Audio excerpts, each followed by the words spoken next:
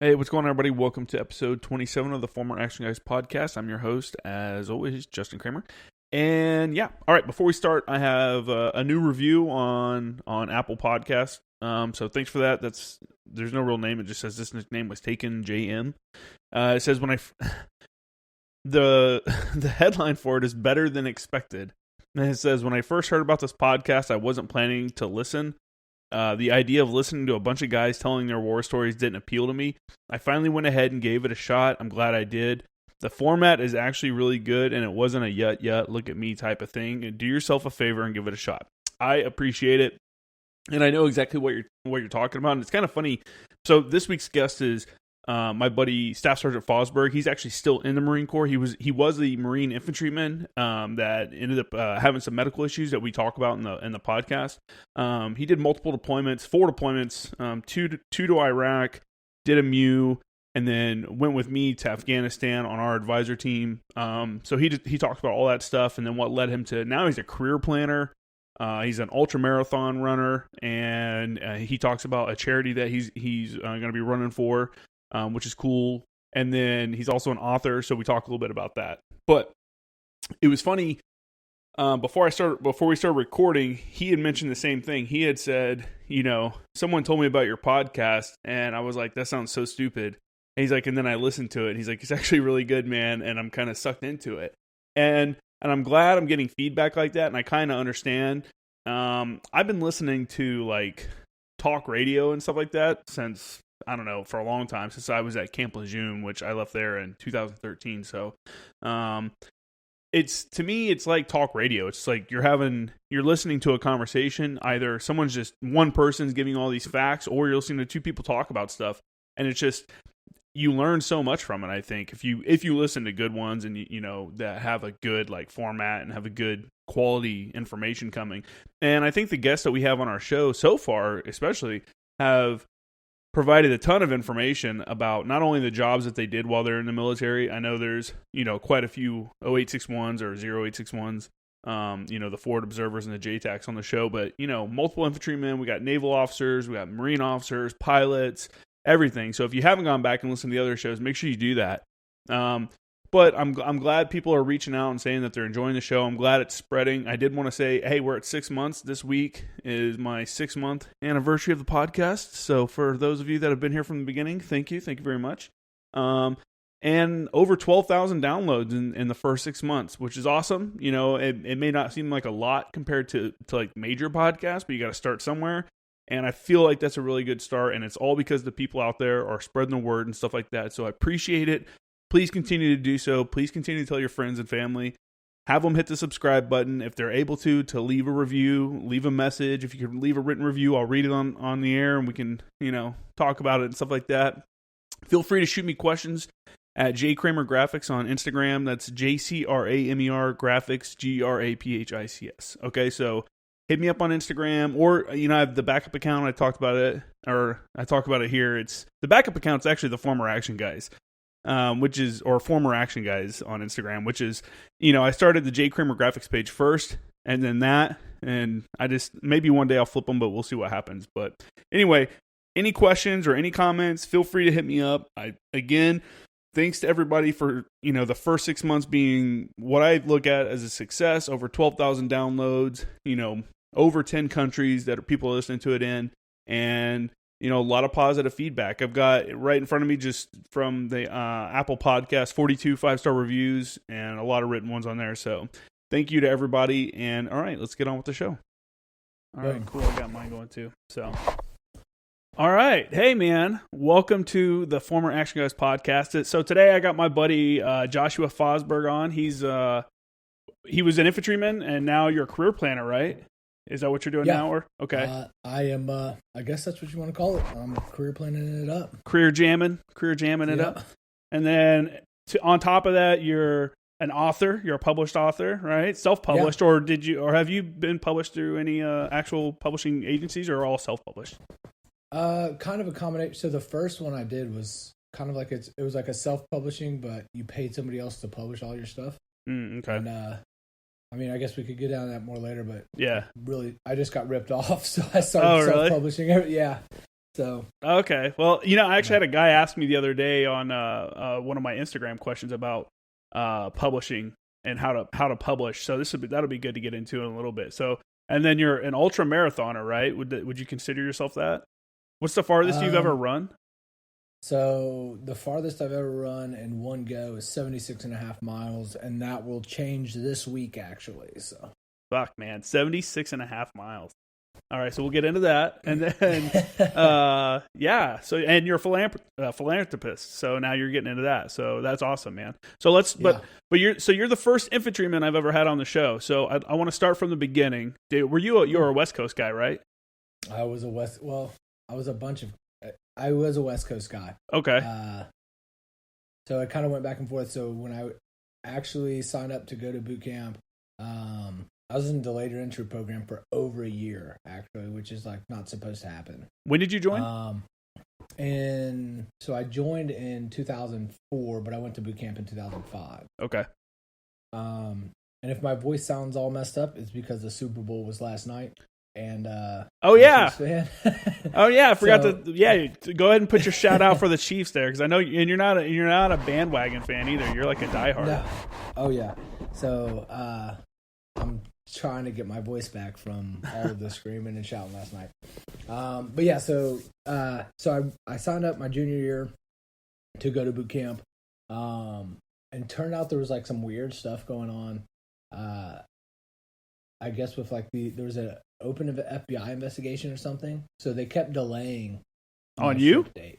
Yeah, and oh shit. So they kept delaying my ship date, but they weren't telling me what's going on. So like I was originally supposed to leave like the week after I graduated high school, and then they're like, "Hey, you can't ship yet. You're gonna go next week, but now you're gonna go to Parris Island instead of West Coast." And I was like, "Whatever, dude. I'm just ready to go." Mm-hmm. Because I was actually like really worried about getting in trouble and like going to jail and stuff like that. So I just want to get away. And so then the following week they're like, "Hey man, East Coast was full too, so we're going back to West Coast in like 2 weeks." And I'm like, "What the heck is going on here?" Like, and I didn't know any better, so I'm just like, I kept telling people like, "Oh yeah, boot camp was full, so I couldn't go." And finally somebody's like, "That's not a thing, bro." Oh, they're like, "This dude's a fucking liar. Listen to him." Yeah, so finally somebody told me like, "Hey, yeah, man, like before you ship, some like legal stuff has to happen and you got to get approved or whatever." And then some agent with the FBI ended up calling me and was like, "Hey, I need to come do an interview with you before you can go to boot camp." And I was like, "Cool, let's do it." Like, that's crazy. So what happened, if you don't mind me asking? You don't have to talk about it if you don't want to. So it actually had nothing to do with me. They had my name as an associate or something with some kind of like drug smuggling thing that was going on. You're a coyote. All right. Yeah. And I really don't even, she didn't go into the details with me, but one of the people that they associated me with was a family member. And I was like, "Well, I can guarantee you they're not involved either." And they're like, "Well, how can you guarantee that?" And I was like, "Because he's been in Terre Haute, Indiana, in the federal penitentiary there for like the last 5 years." So, oh fuck. And they were like, "Wait, what?" Terre Haute. Come on, man, say it right. Yeah, I'm from Indiana too. Okay. So that shut all that down, and like a couple weeks after that, I ended up leaving for boot camp. So it was kind of a big ordeal, but we got there. Yeah, you got there, man. I know, man. I originally went to boot camp, so I was a senior in high school when September 11th happened, and I went to the recruiter that week. That was the first time I went and talked to the recruiter. So I was like, "All right, let's do this," and then I got in trouble. I ended up not joining till 2006, and it was like, it wasn't like, "Well, I'm gonna hold off and just wait." It was like constantly trying to get in from that period. It was, so I know the struggle of like, yeah. And it's super frustrating, especially like when you're telling people, you're like, "Hey man, yeah, I'm going to boot camp." And then they're like, "I thought you said you were going. Like, it's been months." And then for me, it was like 2 years later, dudes are like, "Sure you are, dude. Sure you are, man." And I just quit talking about it. So yeah. My brother actually ended up going to the Army. So his situation was very similar. He was supposed to go into the Marine Corps, and he got stabbed. Oh fuck. The weekend before he left. And so he had a bunch of stitches in his arm. And he's like, I can do the minimum 3 pull-ups with one arm. And they were like, no, that's not how it works. Yeah. And so they're like, you got to wait till all that gets healed or whatever, and then we can send you. Well, in the meantime, he ended up getting put on probation. And so like, well, in the meantime, he ended up having surgery, like eye surgery. And so they're like, oh, well, you have to wait a year after you have eye surgery or something. I think it was a year, maybe it was 6 months, something like that, before you can go. And so he waited, and then when he finally got off of that and he went back, he was on probation. And they're like, oh, you got to get off probation, and then 6 months after that before. And so he walked out of the recruiter's office, and at this point, it's been like a 1.5, 2-year process, you know. And the Army recruiter's like, you going in the Marines? He's like, well, I thought I was. He's like, what's going on? And the Army recruiter, he told him, and Army recruiter's like, man, I'll have you off. I can get you off probation today if you'll go to boot camp on Friday. And he's like, just get me out of here. And he did. He went in the Army. So you know, that's the thing too. It's like at the time for like kids that are joining, it's for some of them it's just a matter of convenience. Like so and so was in that day at the recruiting office, so like they don't really have a bias. Like, oh fuck the Air Force, I'm doing the Marines. You know, like some of them are just like, hey, who can I talk to? It sounds like a good idea. Let's do this. So. Yeah, it's a process. It can be a process sometimes. So anyway, so you go to boot camp, you get all that cleared up, and then did you enlist as an O3 option, or were you like an open contract or something else? Yeah, so I was O3, and my recruiters all fought that for a long time, and so they're like, hey, go be an aviation mechanic, go be a crypto linguist, like a bunch of, and I was like, dude, that all sounds like a lot of school. And I'm going to the Marine Corps, so I don't have to go to school. Yeah. And also, like, so a big part of why I joined the Marine Corps was growing up, my dad used to talk about the Marines all the time, and he was an infantry dude. And so when I thought about the Marine Corps, like, that was the only thing I thought about was, like, infantry. I didn't even know all that other stuff existed. Yeah. So when they tried to propose any of that, I was just like, oh, like, it's infantry or nothing, you know? Mm-hmm. And they were like, well, then you're going to have to wait like a year. And I was like, whatever. And so luckily I was talking to him as a junior, so a year was when I graduated. Plenty of time, school. Yeah. You know what I mean? So, that's what I try to explain to people that during that time frame, because when I came in 2006, like that's what I said. I was like, hey, I want to do infantry. And they're like, hey, man, like you can do it, but it's going to take a little bit of time. Like, because infantry jobs were just, dudes were jumping on infantry jobs as fast as they could. So the people that left immediately, it was like a right time, right place kind of deal. Yeah. So anyway, so you get done with boot camp and then you go to SOI. So I have listeners that aren't in the military at all or haven't joined the military yet. So can you explain kind of what, obviously a lot of pogues too, you know, dudes like me. And me. Yeah. You want to, all right. You want to kind of explain what people can expect of SOI and kind of what your training consisted of. Obviously, it's probably changed somewhat in the last, 12 years or whatever longer. Yeah, sure. So, I mean, I think how they sort people out has changed several times in that time frame. But for me, I went in there, and so my contract just guaranteed me an infantry option. It didn't guarantee me like a specific MOS. So the first 3 weeks for everybody was the same. So we did the first 3 weeks together, and it was essentially a lot of the stuff you would have done in MCT, like just the individual basic infantry information, right? And then from there, they did a split, and they selected everybody's MOSs, and you went to different platoons from there. So for me, I was actually going to be an 0313, which is technically an infantry bin, but not really. So 0313 is LAB crewman, or I guess it's LAR now. But so when they did this split, they're like, "Hey, who wants to be LAB crewman? Come get in this list." And they had a list of everybody's names with like their GT score. Because some of them, like 0351, 0352, some of them you had to have higher GT scores because of, you're dealing with demo or rockets or missiles or whatever. And so I had to actually talk to my dad prior to and was like, hey, they're saying they're probably going to need a bunch of 0313s out of this class. Like, is that something I should do? And my dad's advice to me was, anytime you get an opportunity to get more training, get it. Mm-hmm. And I was like, all right. So when they said 0313, I was like, I'll do that. Because the explanation for us then was, hey, you do the entire 0311. So you finish SOI, you'll be in 0311, and then you go to LAV crewman school and you get 0313. And so, they sold it as like, yeah, you're going to be in these, like, they're basically like tanks, but faster, and, you shoot missiles and blah, blah, blah. And I was like, yeah, that sounds cool. So I went and did that. And then probably like 2 weeks before we graduated, they're like, hey, we don't have enough spots for the 0313s. We need a couple people to volunteer to just go be 0311s and go to infantry units. And if nobody volunteers, we're going to pick people. And so me and my buddy were like, screw it, dude, let's go. And they gassed it up like, hey, there's a bunch of infantry units that are like going to Iraq right when you graduate.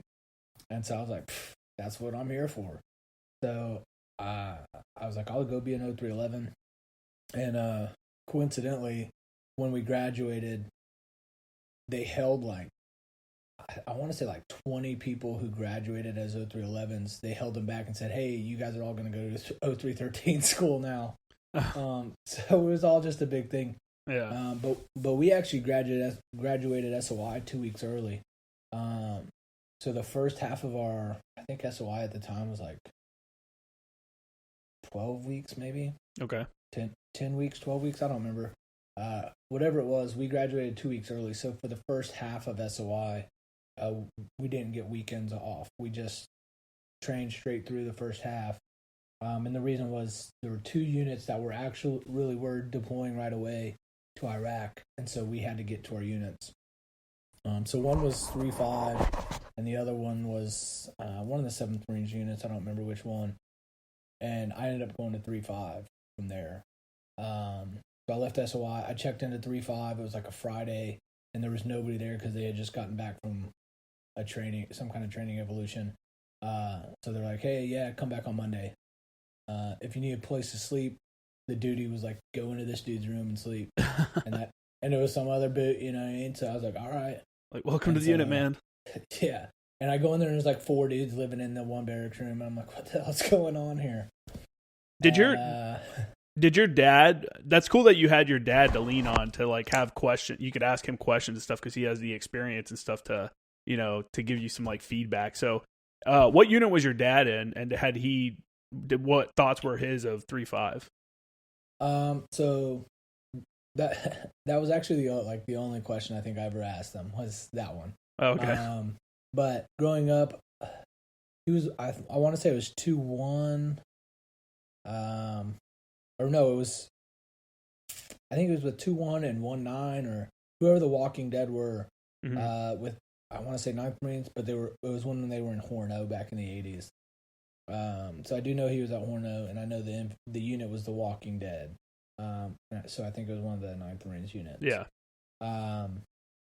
But yeah, like, so me and my dad's relationship was one, like, we talked and whatever, but like, I wasn't going to him for advice regularly. It was like that one time where I didn't know what I should do, and I called him. And he was like, just get more training. And I was like, okay. So, but then you hear similar advice all throughout your career. Like, if you have the opportunity to volunteer to do something, do it, Yeah. Well, some people tell you that, and then some people are like, don't ever volunteer for anything. But I'm with the company of people like where I don't say volunteer for everything, but at least like don't just shoot something down. Don't volunteer. You know what I'm saying? Like you got to have an open mind. You have to be willing to go do training and do other things that are outside your comfort level. And that's kind of the reason it feels to me that was kind of the reason I wanted to join, because I wanted to go do that cool shit. So like, why would I turn down that opportunity to go do this different training? So, now, when you were in SOI, did your instructors tell you guys like, "Hey, you want to go to this unit," or "Hey, you want to go to this unit"? Did you have any kind of like, "Oh man, I really hope for this one"? I want to say that we had like a list of East Coast, West Coast, or overseas. I think is what they said. Like, "Hey, put what you want: East Coast, West Coast, or overseas." And I have no idea what I put down. I don't think it mattered to me at the time. I think it was just like my buddy who I was with, me and him just made sure we put down the same stuff. And we didn't go to the same place, so. So I guess that didn't work out. Yeah. So what was it like? He went to most of my class actually went to like 29 Palms, I think. So what was it like moving from SOI into your unit at 3-5 and then like becoming part, of a fire team, of an actual fire team, of an actual squad, an actual platoon, all that? It was awful. It was especially awful for me. So to paint the picture for you, I checked into my unit on Monday, and I went on pre-deployment leave on Thursday. Okay. So you had zero time to like actually meet the people you're about to go to Iraq with. Yeah, and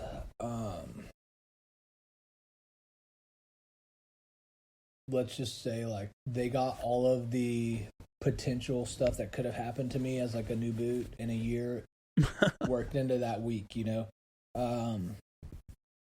like so bad that my first full day in the Marine Corps, I was sitting in the company commander's office, like, tell us what happened to you or you're going to get NJP'd. Oh, really? Jeez. Yeah, like my face was all swelled up. Like, I essentially got like jumped into the Marine Corps. It was a good time. And honestly, like at that time, like that wasn't super uncommon type of thing. Yeah. I mean, jumped in is a bit dramatic of a term, but I'm going to Iraq with these dudes, and they had to see what I was about, I guess. So, yeah. So that week, the best part was like all of our stuff was already embarked to Iraq. So like there was nothing for me to get at supply. I went to SIF, and that was it. Mm-hmm. So when I went to Iraq, I didn't have NVGs. I didn't have like your deployment issue, like your cold weather gear and all that stuff that you get from supply. I didn't have any of that. Oh, okay. And I didn't get it till like 2 months into Iraq. So, where'd you guys go? Adventure. What year was this deployment, and where'd you guys go? So we got there, I think the second week of January in 2006, and that was the, I don't know if you remember it, the Camp Lejeune 8 deployment. Okay. The 8 dudes from 3-5 got charged with executing that guy.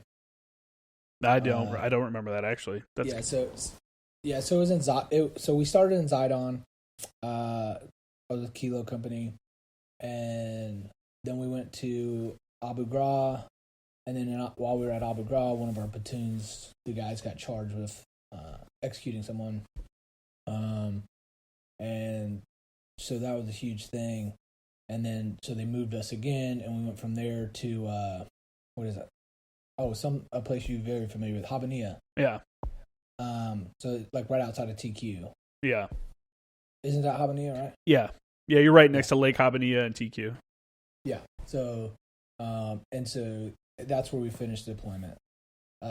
So we started it in Zidon, and that was essentially like a training ground for the insurgents at the time. So that was an adventure. I want to say it was like the 5th or 6th day after we took over patrols. We got in our first firefight, and one of the team leaders in my squad got shot in the stomach. And so I was just like, okay. Yeah, how long had it been since you were at that point? How long had it been since you had gone to boot camp? Less than a year, right? 6 months. So you'd been in the Marine Corps total 6 months, and you just watched a dude get shot. Or I don't know if you were there, but Yeah, no, it was one of my team leaders. So. Yeah, so okay, yeah. So you sit there and 6 months from I'm a civilian hanging out to oh shit, I'm in Iraq and I just saw a dude get that I know get shot in the stomach. What was that like? Well, it was probably different for me than everybody else because I didn't really know him. Oh, okay, that's true. Fair. I mean, I knew his name. Yeah, you're like that's the dude that beat my ass. yeah. So, well, that was all of the dudes. But yeah, so I don't know. You hear all about it. I think the more concerning thing for me was like the intensity of the firefight, right? So, gun violence wasn't like a new thing to me necessarily, and so I had known people who'd been shot and stuff before, Mm-hmm. And even like been running from people shooting at me before, but that was like not the same. You know what I mean? Yeah. So in Iraq, the first time, it was like Star Wars, you know, because they're shooting us with PKCs and PKMs, you know? Mm-hmm. And so tracer rounds are flying all over the place, and it was like legit a movie out of Star Wars, or a scene out of Star Wars, and I'm like, what the heck is going on here?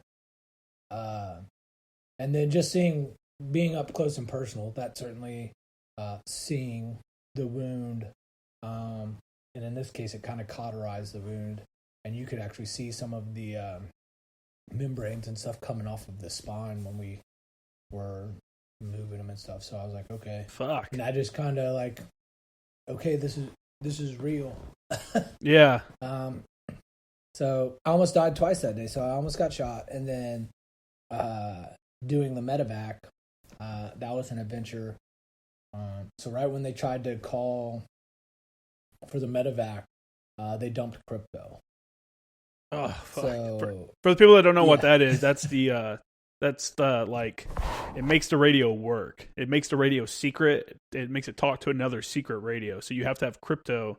I don't know what the actual word is, but we call it crypto in your radio, and it has to be like synchronized with another radio for it to work. So dropping crypto is a big deal. That's like, it takes a little bit of time to put that back on.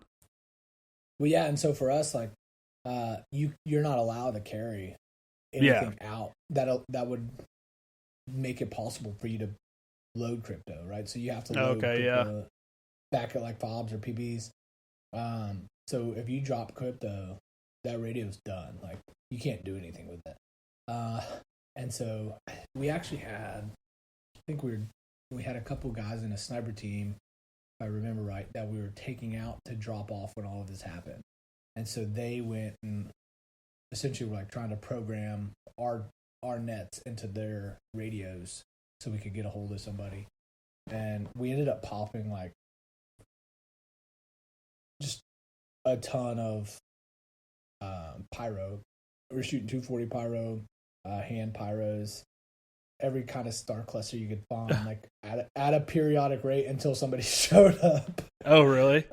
Yeah. So, and somebody ended up showing up. I think it was like, you know, headquarters, like PSD Element or something. They come to pick us up, and by this time it's already dark. And I mean, we were in a sustained firefight for a pretty good amount of time.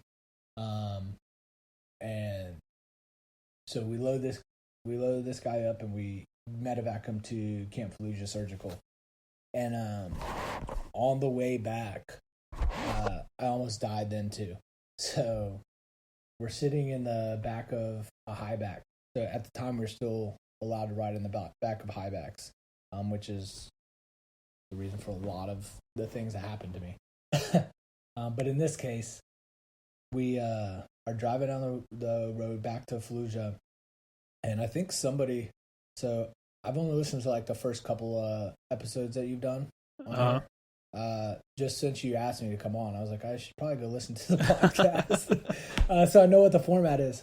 And so, which was actually really cool. We'll get sidetracked here for a second. It was really cool hearing like you and Cam talk, because honestly, most of the like firefights and stuff that you guys talked about, I had completely forgot. Like the dump trucks and stuff, I completely forgot about all that stuff until you guys were talking about it. Oh yeah, those dump trucks are crazy. Yeah, but back to we're driving back to Camp Lejeune, and you know, like the metal doors on a high back, they just have like that little metal rod when you turn the handle that's supposed to hold it in place. Yeah. So they don't work well. So I'm sitting in the back of a high back, and we have an entire squad of people crammed in the back of this truck, right? And so the door, we hit a bump or something, and the back doors pop open, and I fall out. Oh fuck! And so they're going full speed down the road, like we're medevacing urgent casualty, So we're flying down the road, and my buddy grabs my flak as I fall out, and he actually grabs my grenade pouch, and I'm literally hanging out the back of a high back with. Luckily, this guy was just like a hulk of a human being, and he just grabs onto the door and grabs onto my flak, and he's holding me by my grenade pouch. That's why you weave your fucking pouches in. Yeah, and so then something smashes me in the face and like busts my face all up, and I'm like, oh my god, what? And my helmet's like bouncing off the footstool of the little step to step up into it. Yeah, and I'm like, pull me back, but the dude is just like doing everything he can just to not drop me. He doesn't have like the leverage to pull me in. But finally, some other people get a hold of like my legs, and somebody else grabs my hand, and they pull me back in. And somebody, I don't remember exactly what all was said, but I remember somebody saying something about like the mortars. We lost the mortars, and that the big can of stuff that hit me in the face was a can of mortars. Oh fuck. That's heavy as fuck. Go back for and so they were like, we got to go back for the mortars, and they're like, no, we're not going back. We got to get this casualty back, whatever. Yeah. But on top of all that, somebody that you were talking to in one of your earlier podcasts was talking about how they drove at night all the time with the lights out. Okay. So it was MVGs and your I don't even remember what we called those headlights, the blackout lights. Yeah. Blackout lights, yeah. And so you can't really see. You know what I mean? Like you can see the terrain changes. And you're like, okay, I'm on the road. But if like dude wouldn't have caught me, the truck behind me, like we're flying, they're flooring it in these Humvees, like the truck behind me would just ran me over. Nobody would have known any different, That'd been fucking crazy, dude. So first week in Iraq, it's an adventure. Holy shit, man! So the only actual training that you've had is SOI at this point, because you didn't get to do a workup. They're not doing anything their last week. I'm sure they gave you some like, hey, do this and not this. But how did you think that your basic infantryman training that you received at SOI prepared you for what you experienced that first, like, let's say a couple months in Iraq? Because it's going to take a couple months for you to kind of figure shit out and kind of figure out your unit's TTPs and stuff like that. Yeah, sure. So probably the only benefit that I had was they dropped us in Zidon, which was like farmland. Mm-hmm. So we actually were doing legit like buddy rushing. Really? Fields. Yeah. And I think that was the only benefit of like I had enough time to figure out the rest, because the one thing that they force down your throat in SOI is traditional warfighting, which is get online. I'm up, he sees me, I'm down. You know what I mean? Yeah. And in the Zidon, so for those who aren't aware, Zidon is like a farming community just south of Fallujah. In Zidon, it's just straight up farming land. Yeah, okay. So the two threats are ambushes, but the ambushes are always from a distance with like PKM, PKCs, and IEDs were huge. And so that I'll say, and I think other people have probably alluded to this, the big difference between Iraq and Afghanistan, well, there's a lot of differences, but IED wise was the IEDs in Iraq were like 155 shells, daisy chained together. You know what I mean? Yeah. Like we lost a 7-ton driver at some point in the deployment because they flipped a 7-ton over with an IED. Yeah. You know what I mean? Whereas Afghanistan was more spotty because they were all homemade. Iraq was all military grade weapons. They would take actual C4 or Simtex and stuff it into an artillery round, like an loom round that it empties itself out. It empties a loom out, and the canister, the actual round itself, continues on. So now you have this big fat round that's hollow, and all they got to do is put the explosives into it, which is what they were doing in Iraq and stuff. There was plenty of actual military weaponry and stuff that got fucked up when all their dudes abandoned. Afghanistan, it's all yellow jugs and HME, and just weird shit. And it's a 20-pound IED could fuck a truck up and kill somebody, or it could just catch on fire and not do anything. Yeah. And then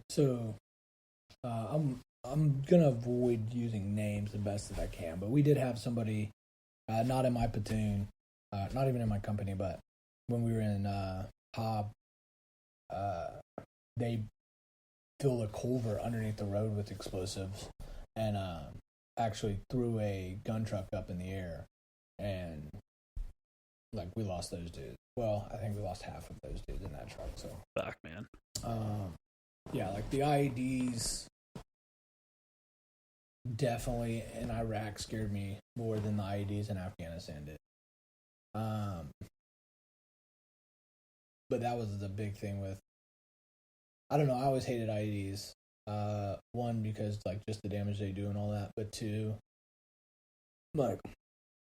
I don't know, maybe it's a foolish thing to say, but we had a sniper in Abu Ghraib who, if I remember right, he had the tip of his trigger finger cut off at the last knuckle. Oh shit. Yeah, just to make sure that he didn't his trigger control was straight back instead of at an angle or something crazy like that. And to me, I don't know, there was something to be said for hey, if you're gonna fight me, you're gonna fight me. At least it's a. So you think have an opportunity? IEDs are a cowardly way to fight? I mean, I would use them if I was still it sucks being on the receiving end, but it does, definitely it's very tactical for a guerrilla force to use. Yeah, for sure. And I don't discredit I'm not one to say I would never do that, because I certainly would. I'm gonna do whatever means I don't have to die. However, for me, personally, I don't know, getting in a firefight or having a sniper shooting at you, you're hey, it's me against you, Yeah. It's IED, you don't get an opportunity, it's just yeah. oh, yeah. Yeah, it's a shitty way to go for sure. It's definitely you want to stand toe to toe with someone if you're gonna go, you want to at least go fighting, and there's not really a lot you can do with an IED. Yeah. Other than fucking find them, which sucks. Yeah, that sucks too. So you guys had a war crime. Did the person, whatever it was, did they get convicted? It was a bunch of people. Honestly, I'd have to go back and look at all of the details. So my company went and got attached to 1-1 for a while. It was during the whole sniper thing. So a couple of things happened there. One, we had a bunch of engineers that got shot by that sniper. Can you want to allude to? Well, I'm not sure what you're talking about. What sniper? So the sniper in Abu Ghraib was shooting people just below their flak jackets in the pelvic girdle. And so he'd shoot the first guy, and then when somebody would come out to get him, he'd shoot that guy, and then he'd take off. So we had a couple of our engineers get shot, and then we had a bunch of people laying IDs and stuff. And we actually had somebody who was traveling through stepped on an IED, and I mean, there really wasn't anything left, right? So the second platoon dealt with a lot of that, and so they were the ones who who had the war crime thing, and some of the people I think ended up having time served. Some of the people did some made deals and did time, and then I think the last couple of people who fought it ended up getting the time that they had done since they court trial. So at the end of the trial, once it was done, they're all right, time served. Okay. But essentially the charge was that they executed a dude. And if I'm not going to go into a lot of detail about it, because honestly it was so long ago. That's fine. You don't want to spread any fake news or anything like that. Yeah, but I think the general the general idea is that this dude had been, him and his brother were both like known bad guys. He'd been arrested, and because he knew people high up in like the Iraqi government, he just kept getting released. And yeah, people start getting hurt, bad stuff starts happening, and I guess you take things into your own hands or whatever. And also, like, most of these dudes, not that it changes anything, but most of, like, all my seniors, really, they came back from Fallujah, the second push, with 3-5. We're back for, like, 6 or 7 months, and now we're back in Iraq again, Yeah, so, it was a high tempo then. So, yeah, the ROEs and everything were different, but, like, the last time they were there, it was shoot anything that moves, Do you think you said Zidon was the name of the first place you were at? Yeah. Do you think that your guys' presence had a positive impact there at all?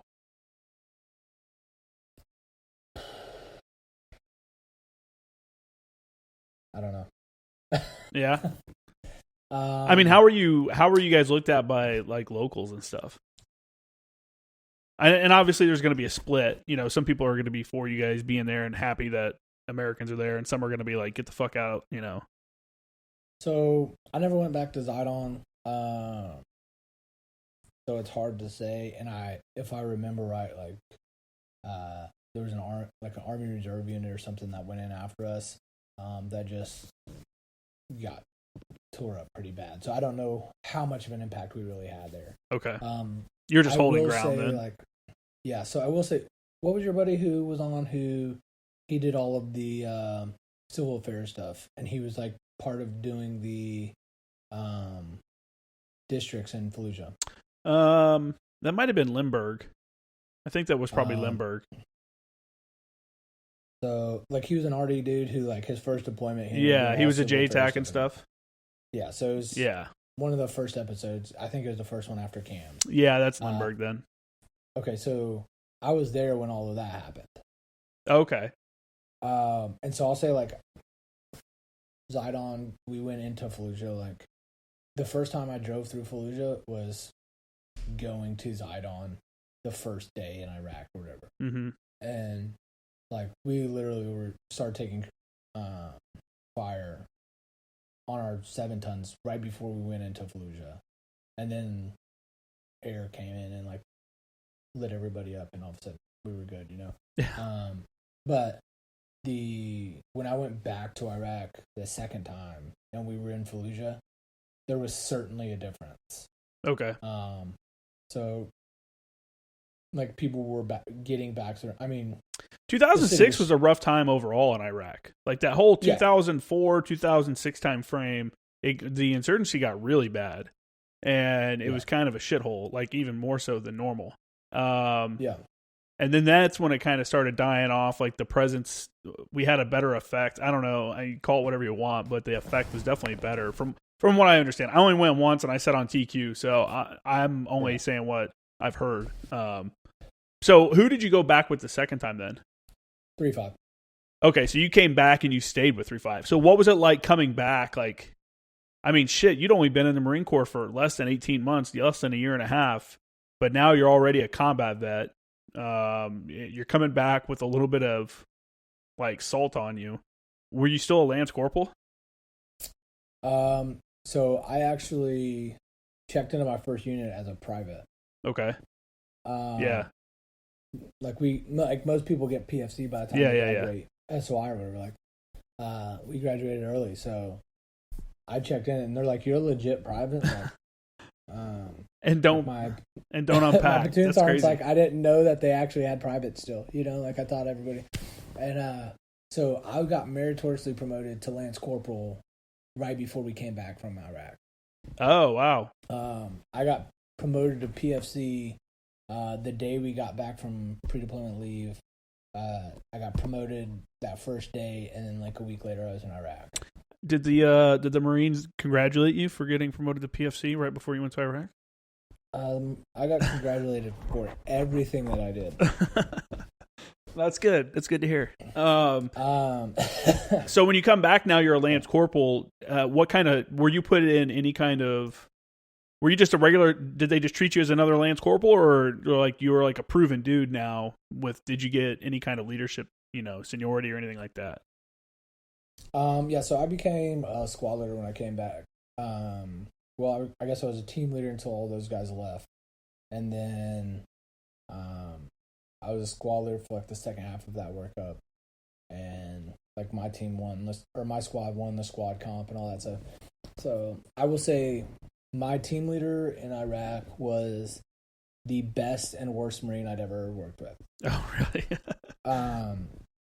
So one, he was like the most violent human being you ever met in your life.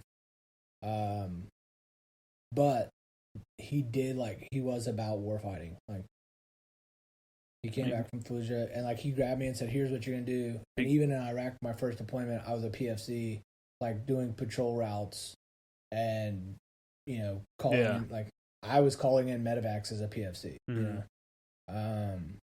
and so he ensured like, hey, one of his rules was you're gonna know your job and the job of the two people ahead of you. And it was because like he watched in Fallujah, like dudes go down, in a matter of like 20 minutes, you can be the dude two billets ahead of you, So he said, you're going to know the job of your job and the two jobs ahead of you. So I need to know the team leader's job and I need to know the squad leader's job. So coming back, that paid dividends in the fact that, like, as a very young 19-year-old leading Marines, like, I did know how to do, CAS. I did know how to do a 9-line. I did know how to plot and make patrol routes and do all of those things. The crazy thing is that most guys that learn this stuff and they're told something similar, like, hey, you got to know these guys' jobs.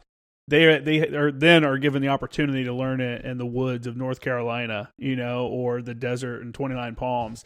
And feel like they're under like severe stress. Like, dudes get really stressed out about like training and stuff. And now you're putting in a rough position of actually having to learn it, on the go. This is a shitty thing to learn as OJT in combat. That's pretty wild, man. Oh yeah, for sure. So like, I didn't learn any of it, in the schoolhouse. I learned it all. This was not theory. This was all practical application. Yeah. So, like, the patrol route I picked was the one that we were getting ambushed on, So, if I'd made a stupid decision, I found out why it was stupid. Yeah. But also, so this dude fought just about every person I ever met. And, like, put people in the hospital, including, like, some leadership people at some point. And so, that's why I say he's the best and worst, because, like, if you're in Iraq and you're going to walk into a house, like, there is no one in the world who you want with you more than this dude. Yeah. But if you're back in the States and there's not a war to fight, it's a big liability. There's nobody you want in your squad less than this dude.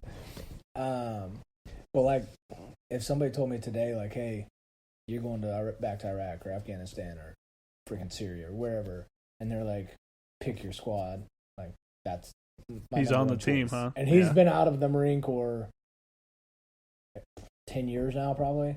But he to this day, he would be pick number one. It takes a certain mentality for sure. So, and probably pick number 2 or 3. I'll tell you later, not on here.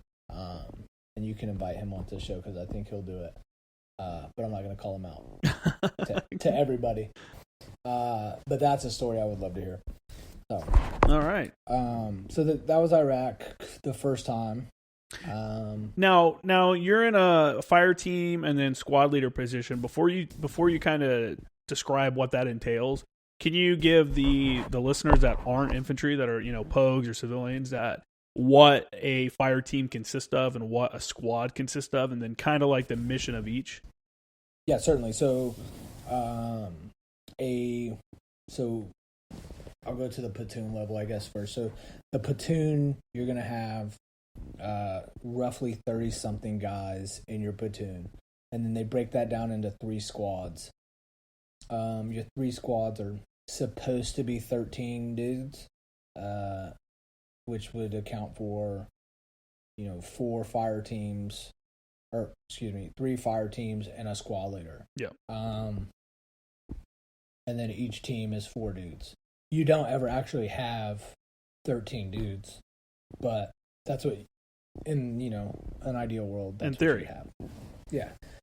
But what happens is, like, okay, you get to Iraq, and they're like, all right, you have what you were supposed to have, maybe. Probably not, but maybe. But then there's a bunch of taxes that the unit gets, right? So you got to send people to go help out, like, with on base to, like, make sure you guys can get, like, food and stuff. And you got to go send people to, like, stand post, and you got to send... So all of a sudden, like, every unit's offering up, their sacrifices, and now you have less people. But then you also have attachments and stuff. So maybe you get whole once you get, your machine gunners and your assault men and your mortar dude who just want to stay back on base, but now he's, everybody's at 0311 when you walk out the wire, you know what I mean? Welcome to the ship, motherfucker. Yeah. So, so your fire team leader is usually like a lance corporal or corporal, who has some experience, hopefully a deployment, and they're in charge of probably 3 other guys. And then your squad leader, each platoon has 3 senior guys. Ideally, that person is a sergeant, and that person is in charge of your 3 team leaders plus the rest of the Marines in the squad. So he's in charge of those 12 dudes. And then typically you have a corpsman assigned to your squad if you're lucky and your corpsman is lucky, and sometimes you have less corpsmen, so then the corpsman gets to be part of multiple squads. There you go. Which really sucks. So just to speak to that for a second, like if you're a corpsman and you get put with a platoon that doesn't have enough people, you're getting work. I mean, there was times in Iraq, especially my first deployment, where we had like patrol schedule of like, hey, you need to do 5 patrols a day. Oh shit, really? And so if you're doing 5 patrols a day, even if each patrol is, an hour to 2 hours, and your corpsman, you only have 2 corpsmen, well, one of those squads patrols are getting divvied up between those 2 corpsmen, and now they're doing 7 to 8 patrols a day, an hour to 2 hours, and then not to mention, like, before the patrol, you have to get your patrol brief, and after your patrol, you got to do your debrief, and all that. They're getting, like, no sleep, and they're just... That's a crazy schedule to keep. Yeah. And there's no way to really... I don't have the ability to describe the amount of, like, energy you exert on a patrol, or clearing a house, or because you're emotionally and mentally, like, at such a high alert status. Yeah.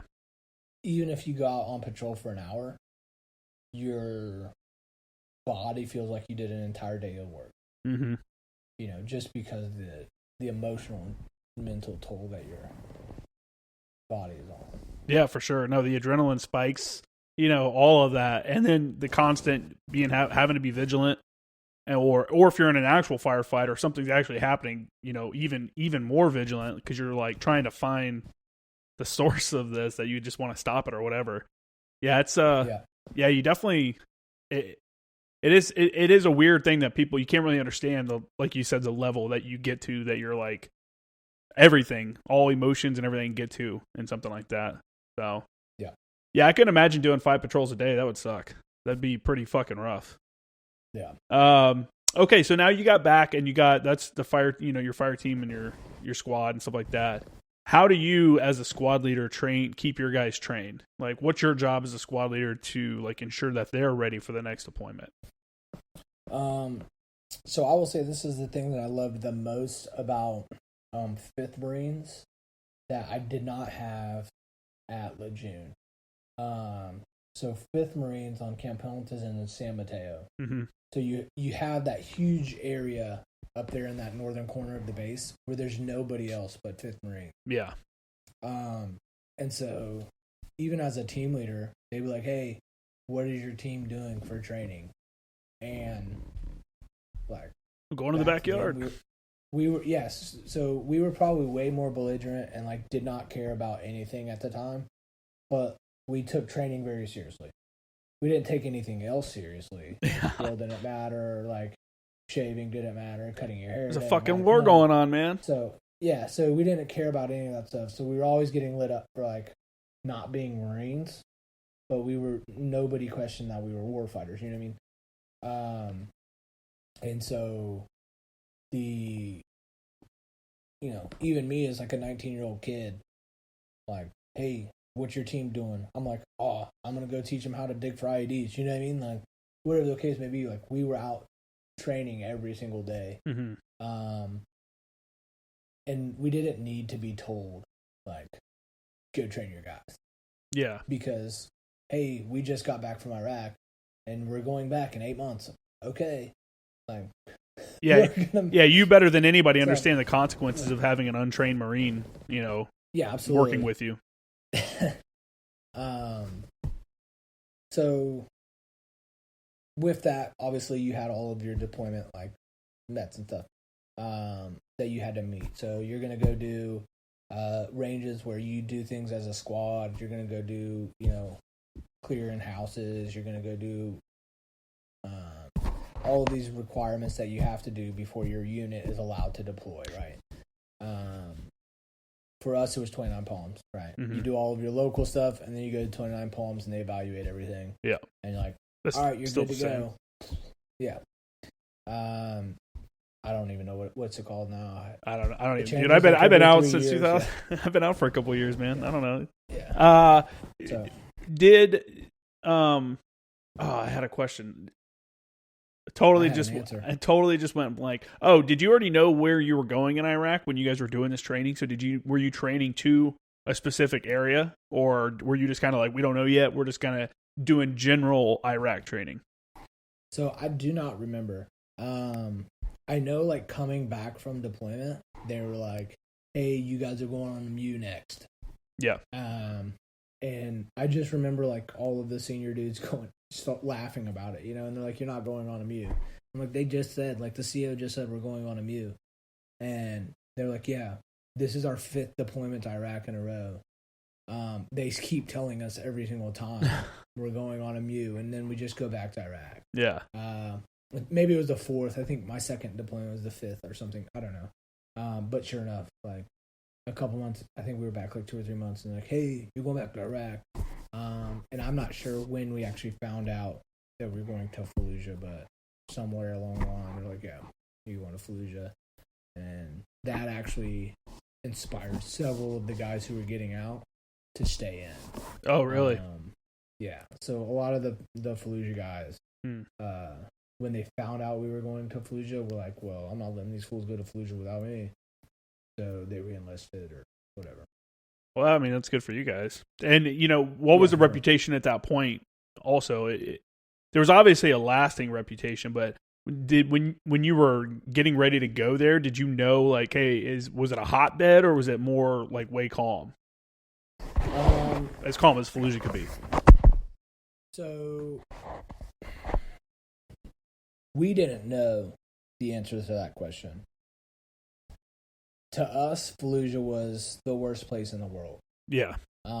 Because, I mean, when we were in Zidon, we were still hearing about stuff happening in Fallujah in 2006, nonstop, and we had people in our unit in Fallujah at the time. My company just wasn't in Fallujah, so when we found out, like, hey, you're going to Fallujah, we were like, oh, great, shit just got real. Yeah. So. But it ended up not being terrible. 1 second. Yeah, so going to Iraq the second time, like we expected it to be like high intensity, and it turned out to not be super crazy. Comparably, I think it would have been like a good first deployment if you could have a good first deployment that was like a combat deployment, because it was like, hey, a couple pop shots, a firefight here or there, but it was like at a distance. Yeah. Granted, like one of my buddies got shot in the chest. Fuck. But I'm pretty sure it was. I wasn't there for that, but I think he got shot accidentally by like friendlies. Oh, really? Yeah, like because we were at. As in 3-5, or as an like an adjacent no, unit? like so what we did is like your buddy was kind of telling you how they broke the city up in districts and they hired police, right? Yeah. And the police were like, hey, this neighborhood, you guys are the police now. And all those guys are like the police chiefs and captains or whatever we call them. Most of them were like, you know, dudes who were in like Saddam's army and stuff, you know. Like, yeah. They were war fighters at one time, you know, who now just wanted to be left alone. But their neighborhood was still getting destroyed, you know. So some of them were really good, and some of them were terrorists. So we were like co-located. So like my spot, we were in like one big compound, and then inside that compound was two buildings. Mm-hmm. One of the buildings housed the Iraqi police team, and one of the buildings housed my squad, or my platoon rather. And that's kind of how the whole city was broken up, except for like,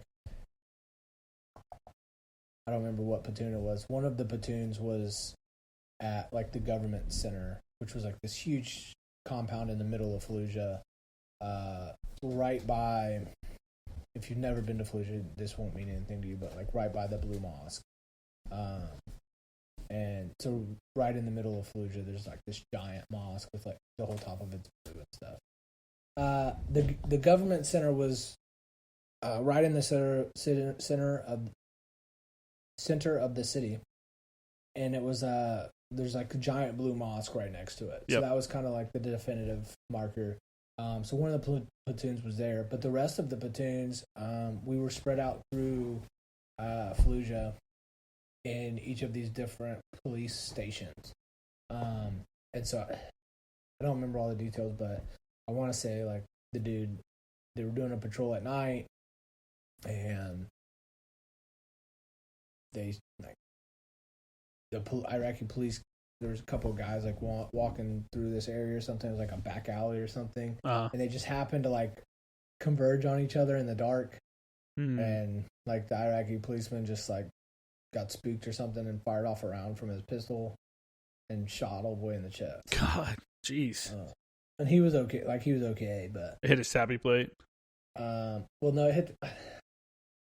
Well, if it was a pistol round, I mean, I don't even think you need the sappy plate. I want to say it hit the Kevlar, like up by his collarbone. Okay. And it went through, but like it barely punctured his chest. So, I mean, he was hurt, but he was okay. Okay. Damn, man, that's pretty wild. How was it there that second time, and how was it being in like a leadership position rather than somebody that's trying to like absorb information the entire time? So I kind of told you about like my leader and my example. Mm-hmm. So I was very abrasive to everyone. Much more so than even like when you knew me, and I think I was probably still pretty abrasive back then. But as a Lance Corporal, I was far worse. Madman. Yeah, and I didn't care if it was like a sergeant, a staff sergeant, a gunny. Like I can attest to that. I've definitely seen you correct a officer in Afghanistan for not paying attention on his gun, and I'm like, oh shit, that's what's up though. You know, that's not. Some dudes I think feel like they're there for sightseeing sometimes. You know, like I don't know. Yeah. So yeah, and again to like that. That kind of went back to like the way I was brought up, you know, like the warrior mentality, I guess. Like at a certain point, everything was about war fighting, you know. Yeah. And so if it crossed the line of war fighting, like being effective in war fighting, then all of those other things didn't matter. which isn't necessarily the right answer, but it was the example that I had, It is what it is, man. There's certainly a way to deal with that stuff more professionally. You just have to learn. Time and place kind of thing. Sure. Yeah. Tactfully. But even so when I went on the second deployment, I was a team leader, and then one of the other platoon sergeants, actually my platoon sergeant during the workup, got selected for a warrant officer and sent back. And so my platoon, or my squad leader, was in zone for staff, so they moved him over to be the staff sergeant or the platoon sergeant of that platoon, and then I took over that squad. Until somebody in the Marine Corps said, you can't be a squad leader if you're not an NCO or something, or you can't leave the wire without an NCO or something, so they moved like a weapons guy to my platoon. I was like, hey, this is the squad leader. You're like, no, it's not. And so it was still like, I knew him, we were cool, so it worked out. You know what I mean? That's good. And he knew what he knew he didn't know what he didn't know. Yeah. So it wasn't like a big deal. So on that, real quick, what kind of advice would you give to somebody that's considering lat moving into infantry from a different MOS? Like, I wanted to be infantry. I wanted to be an assaultman, but when I was looking at my lat move package, I had been a corporal for a little bit, and I was like, you know what? I really don't want to go into the infantry as an NCO and be close to sergeant and supposedly be in charge of people that have been going to Iraq and Afghanistan as infantrymen, whereas I've basically been working in a shop as a motor T mechanic for the last 3 years. So what kind of advice would you give for somebody that's like, says, fuck that, I'm going anyway, I'm going infantry, and that's how it is? So I'm going to give you two answers to this. The first one is me as like an 0311 sergeant saying, don't do it. Don't do it. We don't want you. And it's gonna be a lot of work to like get people on board. The second one is going to be from the career planner standpoint, and that is the Marine Corps has made it almost impossible for you to do it anymore anyway. Oh, really? Yes. So the way lateral moves work now, and for those people who don't know, a lateral move is essentially just you choosing, once you've met the requirement of the contract that you have, to continue to serve in the Marine Corps under the stipulation that you do whatever job you're asking for. So you submit that request to headquarters Marine Corps, and they either approve it or deny it. However, the way the Marine Corps is going now is when they release the message each year of how reenlistments are going to go, they release a list of MOSs that are available to lat move. Mm-hmm. And so there's a list for like first term Marines, and then there's a list for careerists of Marines that are open for lat move. And to get into any MOS that's not on that list is nearly impossible unless you have some like special circumstance that. Yeah. What's the job? What's the job that's needing to be filled the most right now? It's always the ones that require high IQ and high physical standard. Okay. So MARSOC always needs people. Counter Intel always needs people. EOD always needs people. So those ones are always on the list. Yeah. Okay. Are they doing bonuses anymore? Is that still a thing? Yep.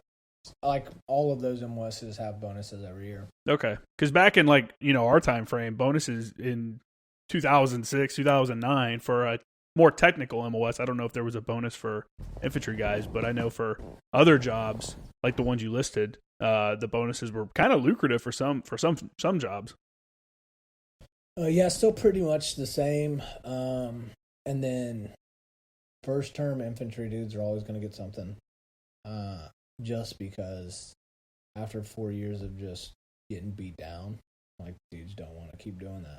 Yeah. So. So What- hey, stick around. We need junior NCOs. Well, you did your first 4 years, right? That was your 2 deployments. You came back from Yep. your second deployment in Fallujah. Before we move along, are there any like key events or anything that you want to talk about from that second one? No, I mean, so I was essentially like, I found out after my first deployment that like I couldn't hear. And so right before my second deployment, like they did this screening and said, hey, they do all these tests and we're like, hey, you can't be in the infantry anymore. We're going to come out and do an assessment before we make a final determination. And it was a really weird thing. And so I scheduled like them to come out to my unit. And it was right before we left for Iraq the second time. So I was like, I'm not going to Iraq, you know? Yeah. And it goes back to the whole, like, my dudes ain't going to Fallujah without me. And so I scheduled it for while everybody was on pre-deployment leave, and I didn't show up. Oh, nice. And so nobody ever brought it up again. And so I figured out, like, every year I would go do my hearing test, and I would fail it 3 times. Because if you fail it, they make you retake it. If you fail it again, they make you retake it. And then if you fail it a 3rd time, they send you to the audiologist, and you got to make an appointment. Well, as long as I made the appointment, they would take me off of the hit list. Mm-hmm. And so every year, I so you were just failed you're it just 3 kicking the can times. down the road. Yeah. And so I just fail it 3 times and then move along. Make your And, appointment and then don't show up. Yeah. And so for years I did that. And I'll get to that here in a few minutes, I guess. But so I did the first 2 deployments to Iraq, and then I went to SOI, or not to SOI, to Parris Island. And my goal with that was to go there and be a drill instructor. I re-enlisted as a Lance Corporal. And Oh, you were still a Lance Corporal. Yeah. Fuck. So we actually got to re-enlist a year early. Well, not quite a year, but close to a year early while we were in Iraq, so that we could get our bonuses tax-free. I don't remember all the details, but essentially, like, they were like, hey, we met all of our FY whatever re-enlistments. Mm-hmm. We got all these dudes that are trying to re-enlist, and they were able to get Headquarters Marine Corps to approve it somehow. I was a freaking Lance Corporal, so I have no idea what went into that. Fuck it, it works. Yeah, so I re-enlisted. I'd only been in the Marine Corps, like, let's see, I came in June of 2005, and I want to say in, like, 07, I was re-enlisting. There you go, man. So That's crazy. But they gave me, like, the options, you know, like the incentive options, and so I chose the deferred option to make my decision where I wanted to go later. Mm-hmm. So I sat down with the monitor when he came to Pendleton, and I told him, like, hey, I want to be a drill instructor, what I need to do. And he said, I was all tatted up. So he's like, hey, and when the new policy, so the new tattoo policy came out in 07. Yep. The original one. And I had just got, you know, a full sleeve tattoo. I had at least a tattoo on every one of my extremities, you know. But one arm was completely sleeved out. And so it was like high profile thing. And he said, you're not going to be a drill instructor in San Diego. Like, it's downtown, it's high profile. They're not taking people with all those tattoos, but Parris Island is still kind of open to it. And I was like, cool. So he's like, I can give you orders at Parris Island once you get promoted to sergeant. So I picked up corporal when I got back from Iraq. I'm sitting down with my monitor, and he's like, once you get promoted to sergeant, give me a call. We'll get you into DI school. Yeah. But he was upfront with me. He said, if you're there for longer than a year, I'm not going to approve it. And I was like, tight. So I went to Parris Island, found out that I could submit for DI as a corporal because my pro cons were high enough. I could actually submit before I got promoted to sergeant. So I tried to do that. What were you doing at Parris Island? What was your job there? I taught classes. So I taught like fire team weaponry, patrolling, hand and arm signals, all of those like basic infantry classes. Okay. Basic warrior training is what it was called. Yeah. Okay. So, it was interestingly enough, on my first deployment, I get told to go sit on post on the roof of this house. So backtrack just a little bit. First deployment, a lot of what we did was we didn't have like established patrol bases. Mm-hmm. We would show up at like some house in the middle of the night. In Zidon, this is typically how we work most of the time. Show up at a house in the middle of the night, give the family like some kind of receipt saying, hey, we owe you money, and move into their house and tell them like, hey, come back when we leave. And we'd stay there for a week or a couple weeks and then we'd leave. So one of the first nights doing that, my squad was like, hey, you're on post, go get on the roof. Well, the roof had 2 levels. So me and this machine gunner end up on the top level right before the sun goes down. And it's pissing rain. I don't know this dude. I didn't know almost anybody in my platoon initially. I knew like my squad and that was it. Because I never had a chance to meet anybody. Yeah. So I end up on the roof with this machine gunner, and they kept rotating people out to switch posts, but we were on the second roof, so nobody knew we were up there, I guess. Okay. So friggin' 2 PFCs on the top, and nobody knows that they're up there all night long until the sun came up, and like my team leader comes looking for me because we're about to go on patrol. Oh fuck! And he's like, who put you back on post? And I was like, you did. Like no one took me off post. He's like, no, who sent you back up here? I was like, I've been up here since you told me to get up here. He's like, since last night? And I was like, yeah. And so he went and like lit up the dude who was in charge of rotating posts and stuff, but I still had to go on patrol. That's a sad reality. Yeah. So, but me and that other dude, the machine gunner, stayed together. We were together on that deployment, and then the next deployment, they created a 4th platoon to stand this other post, and me and him both got selected to go to that 4th platoon. So then we did that deployment together too, and then we both went to Parris Island together with the intent of being drill instructors, and we both got denied to be drill instructors at Parris Island and sent other places. Sent elsewhere. Yeah, so that's cool. You had somebody to go through and like shared experiences and stuff. You know, yeah, even more so than your average Marine. You know.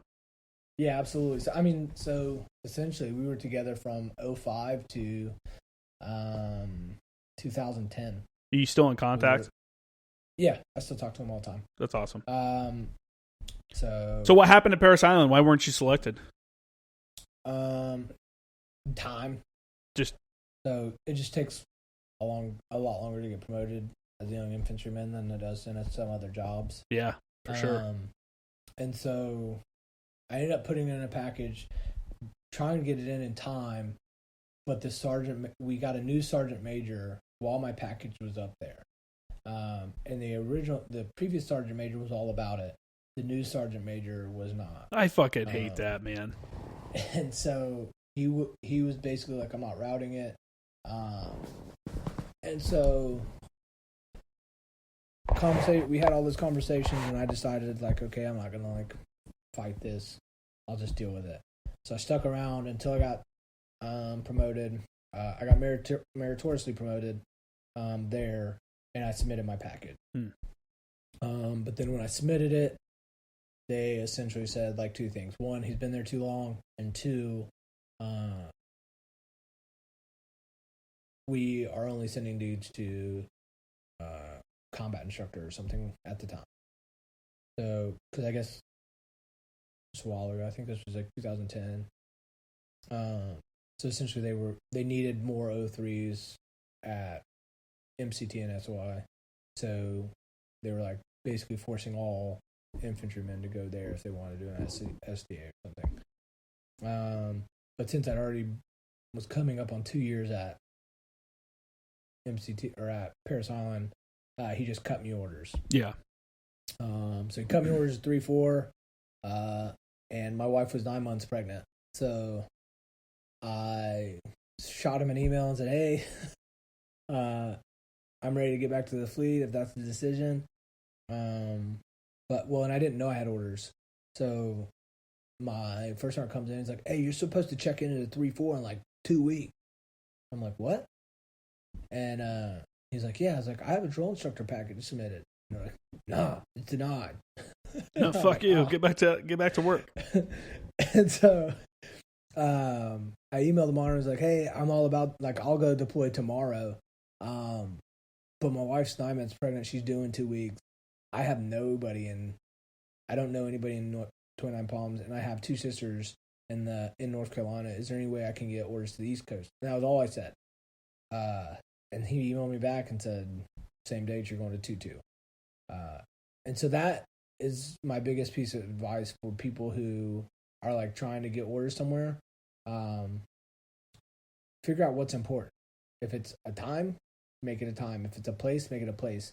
But I've watched so many people, like I watched a guy, I was standing behind him talking to the monitor, and he was like, "Yeah, I want to go to," I don't remember what the specific unit was, but like 1-3.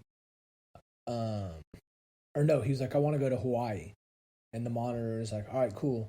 I actually have Hawaii, so I'm sending you to 1-3 in March." And he was like, "Oh, I was trying to go to 3-3 in June." And he was like, "Okay, let me see what I got." "All right, you're going to 1-7 in March." And he was like, 1-7? That's 29 pounds. I want to go to Hawaii. And he was like, "I don't have Hawaii." He's like, "You just told me you had 1-3. He's like, "I don't have that anymore." It went away. 1-7. Like, you know what I mean? And so, like, that's always been my recommendation to people, like, what is important. If you're just trying to get on the West Coast, just say, like, "Do you have anything on the West Coast?" Like, yeah. Leave it at that. That's odd that you spoke to your monitor as, like, a junior NCO when I've talked to staff NCO, like staff sergeants that don't even want to contact their monitor. You know what I'm saying? Like, they have this weird, like, "Well, you're not supposed to contact them." And I get it to a point that the monitor's over. For those that don't know what we're talking about, the monitor is like your HR representative. He's the guy that places you at different units. He's your dude that tells you where your career is going. Like, he's the one that tells you where your orders are. And yes, and I know guys that don't ever contact them or anything like that. Like, they're afraid to talk to him because it's just beat into them. Like, don't call the monitor. Like, have your master guns call him, you know? Yeah. Well, I mean, that's not terrible advice. Like, I think a lot of the times what it is like Marines are dumb. Yeah, that's true. Like that dude did. You know what I mean? And they screw themselves over, really. So I don't think it's terrible advice, but especially if you email somebody, like, if you can just a brief email. Yeah.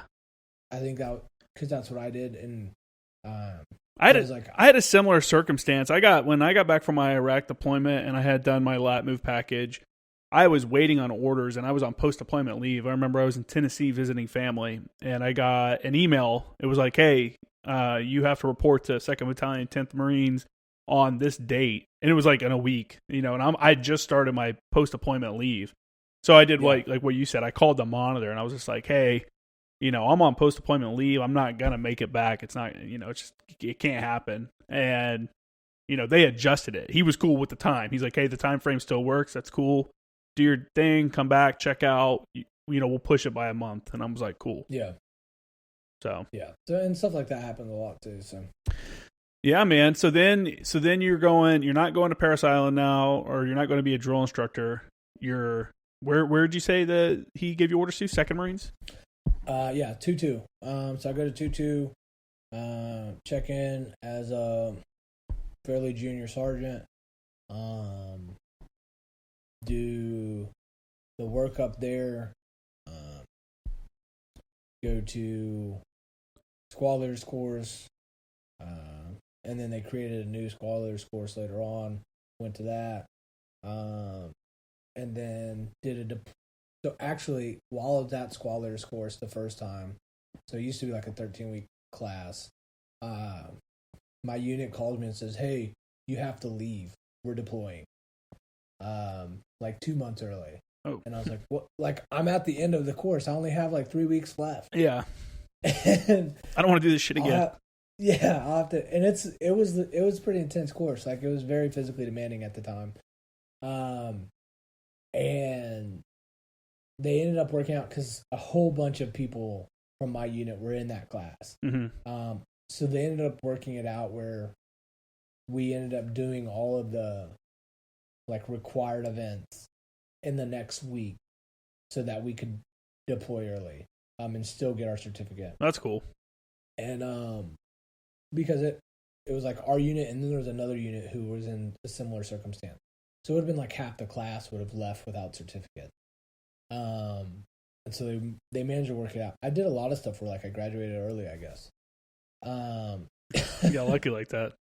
But so it was when the whole Libya thing kicked off. Okay. So we ended up deploying early and doing 11 months on ship. And that was excellent. Was that the same one? I think that's the same one that Lindbergh talks about. I don't know if you've listened to his entire podcast yet, but he did the deployment on ship. Yeah. Was he on? So he was on the Baton? He came back and then got recalled. Yeah. They got recalled to go to Haiti. Oh, no, that was a different deployment. Oh, okay. Yeah, so we were when the whole thing in Libya with the uprising there. This was in 2000. I thought it was that was when they came back, and it might be a different one because I just interviewed Joel Flores. He was the last episode or 2 episodes ago now.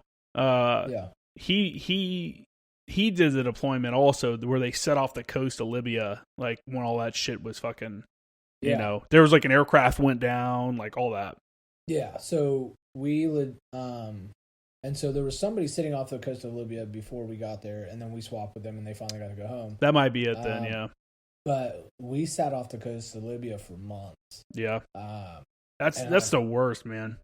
We were just sitting there. I mean, I'm like staring at Tripoli, like watching firefights, dude. Like, yeah. Could you see the tracers and shit at night? Yeah. Yeah. Like, and you're just sitting there watching it, like, I could be there. And here I am sitting on a fucking boat. Right. And at the time, like, I was still somewhat about all of that, you know, like wanted to be a part of it. Now I'm like, the last thing I ever want to do is get shot at again, you know, but you're like, that was cool, but I'm kind of done with that. Yeah, I'm over it.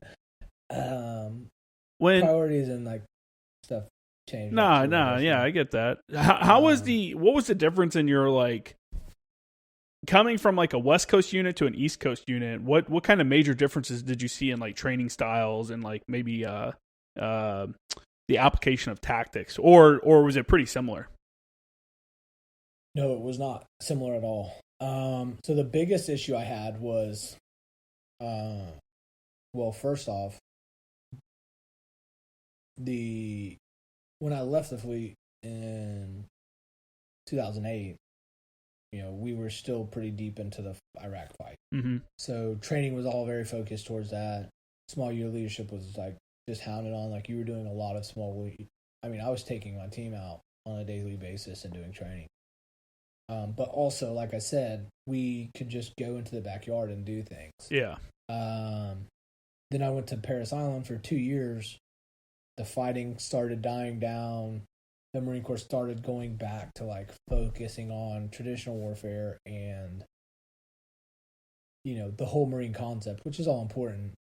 But I left one Marine Corps and came back to a different one. And then a lot of the gear was different. So I checked into my first unit and legitimately like went on, I want to say it was like Fort Pickett, like the week after I got there or something. Oh, really? So we were doing like our gear inventory for our squads and platoons, and I'm like reading off gear that I'd never heard of. So I'm like, PSQ-18, what the heck is this? You know, people show me like this big freaking sight for a grenade launcher, and I'm like, that's the dumbest thing I've ever seen in my life. Like, you know, and radios, like when I left, it was 152, 117, you know, and came back and like 153, and it's like a freaking walkie-talkie, and I'm like, what is this? Yeah, they use those a lot. So yeah, so all of it. I mean, just a lot of the gear was different too. But then also on Camp Lejeune, you just don't have the ability to like, hey, take your squad and go do whatever you want.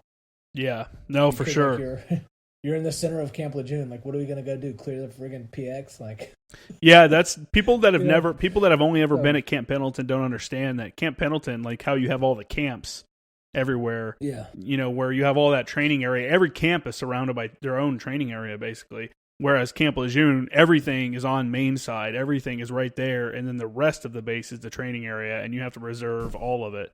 So it was for me, it was a shock because I came from 210 to First Anglico. And it was the same way. I was out in Los Flores. It was like, oh, we're going up to the backyard to train. You're not calling range control to see if you can hike up the fucking mountain back there. You're just doing it. That's morning PT.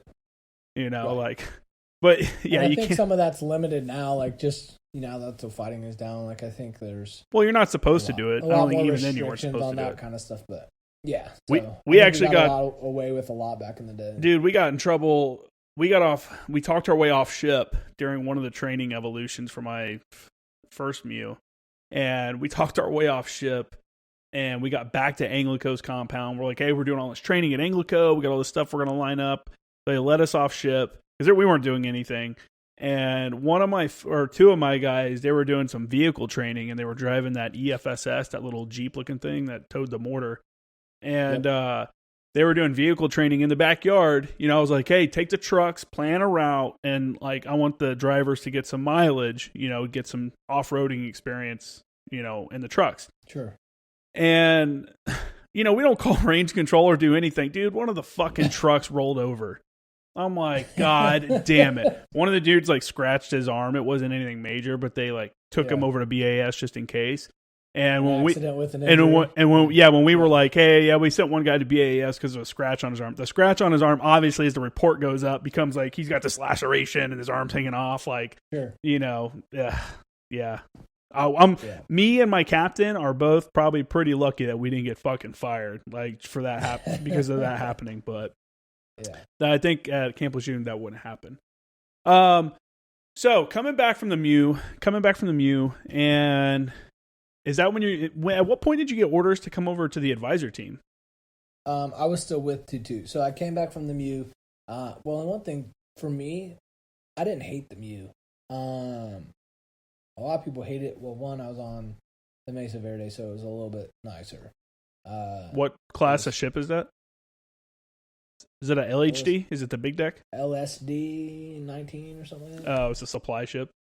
It was the new ship with like the L-shaped coffin racks. Oh, I never got those. We had the fucking little flat ones. Yeah, so ours were like the flat ones, but if you sat down just right, you could kind of like squeeze in this little thing. I know what you're talking about, but so really it just gave you like this real sharp corner right above your head. So when you woke up like to a start, you just blasted your face on this sharp corner. It's really awesome. But I didn't mind it too much. I mean, you worked out a lot. I read like a ton. And then I ended up typing my first book on that deployment. So I had written the book on my second deployment to Iraq.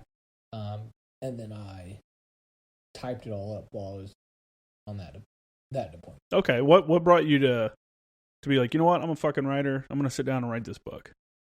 So it was on my second deployment to Iraq, and I read every book in our patrol base to include like people who got sent like Nora Roberts books and like whatever. Mm-hmm. I read all of it, and then I'm like, all right, I've read everything. At that point, we were basically just doing like post standing. Yeah. Like we were on a rotation, so one squad's patrolling and the other two were like on a post standing watch or something. I spent a lot of time just sitting in a COC watching the freaking G-Boss and listen to people talk about like who's hotter on the freaking radio. Yeah. And so I just started like writing a story, and then people started being like, hey, did you write some more of that story? And like people in my platoon started grabbing it and reading it and was like, oh. And so every day people were asking me about like, hey, did you write any more? Hey, did you write any more? So it kind of like inspired me to keep doing it. So I wrote a whole book. That's crazy, man. Did you handwrite it all? Yeah. Wow. So that was the worst part, was typing it on ship, everything that I wrote. Yeah. Instead of just, because you saw me on our deployment. Mm-hmm. I mean, one of those books I wrote in 8 days, dude. Oh, really? Yeah. When we got shut down that one time and we couldn't leave. Oh, okay. I don't remember what was going on when they shut all the advisor teams down for like a week and a half or something. I think there was something happened, yeah. Yeah. And so we couldn't go anywhere or do anything. I just sat there and crushed out a whole book in like 8 days. I think I only slept like 3 hours in that whole week, but...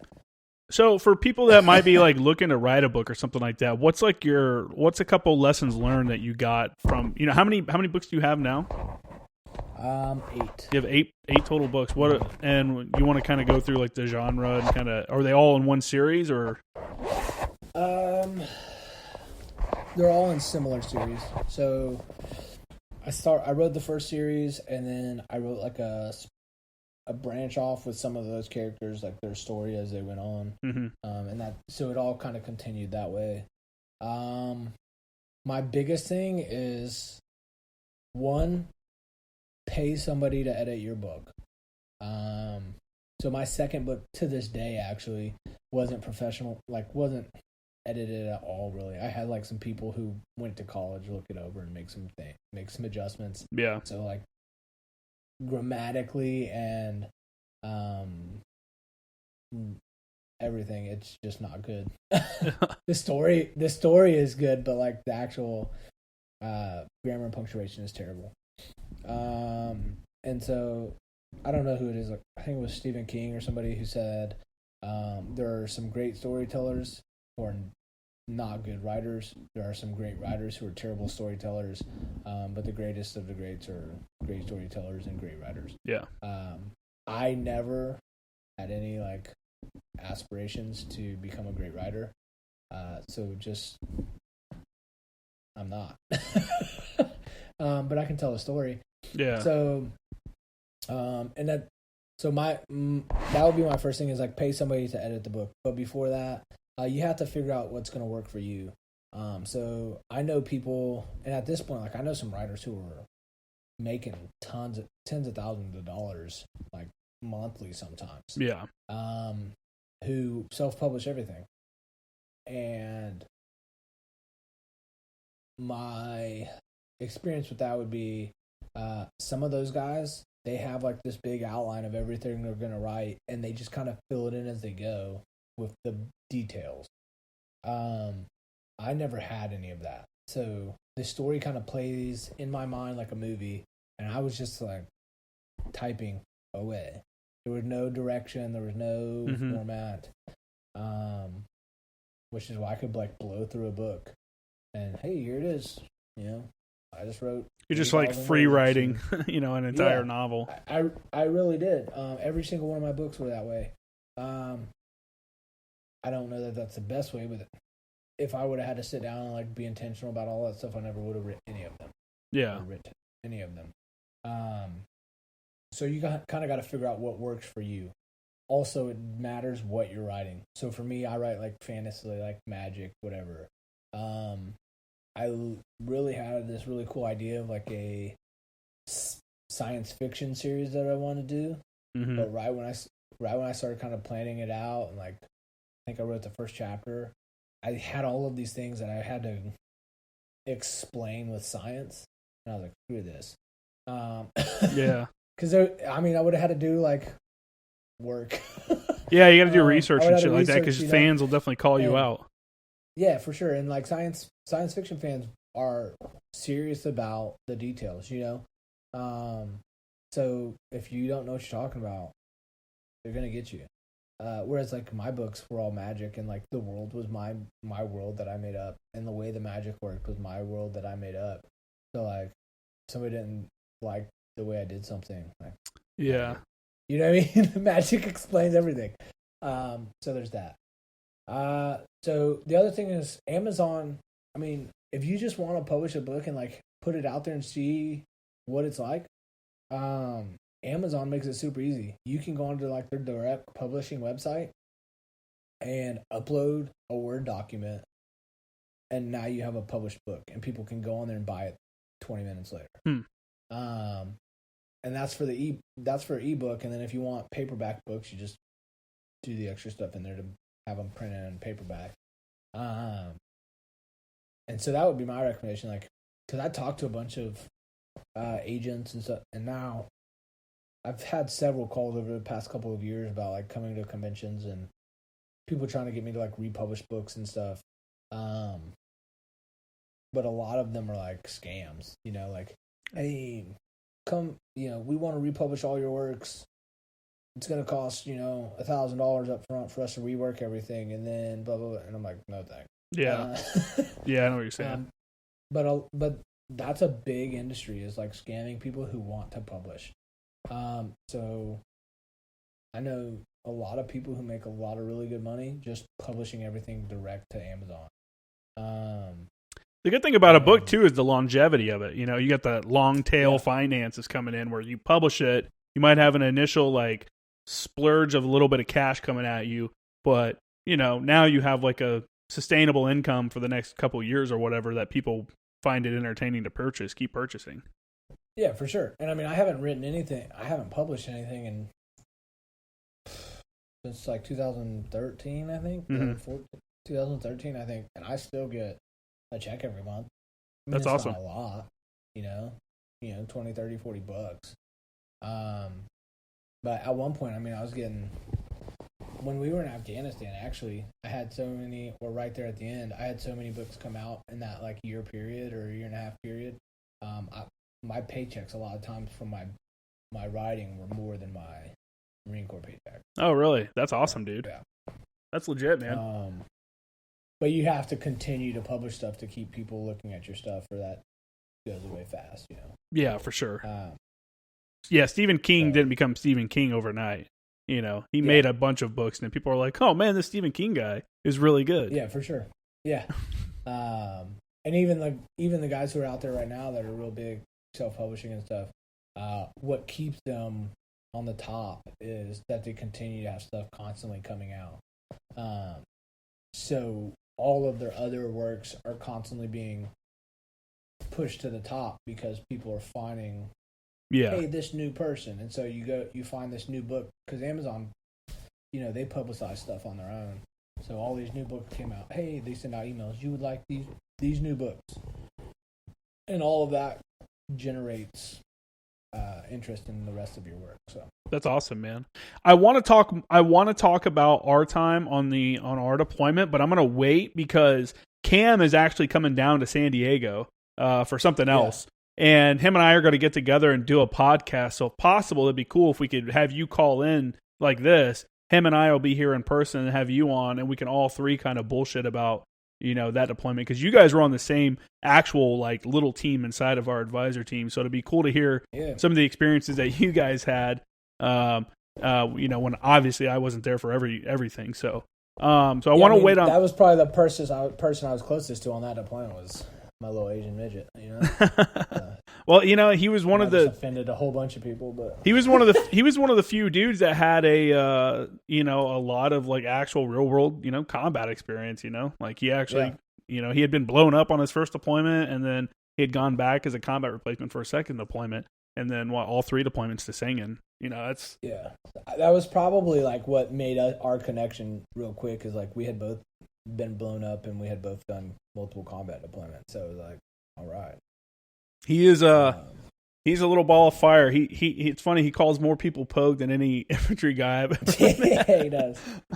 It's good stuff. But so beyond that, at some point, what happened where I'm assuming the hearing finally caught up, and that's why you changed to become a career planner. What was that transition like? And as a career planner, what kind of advice do you have in general for Marines that are like coming up on their first term reenlistments or something like that? Sure.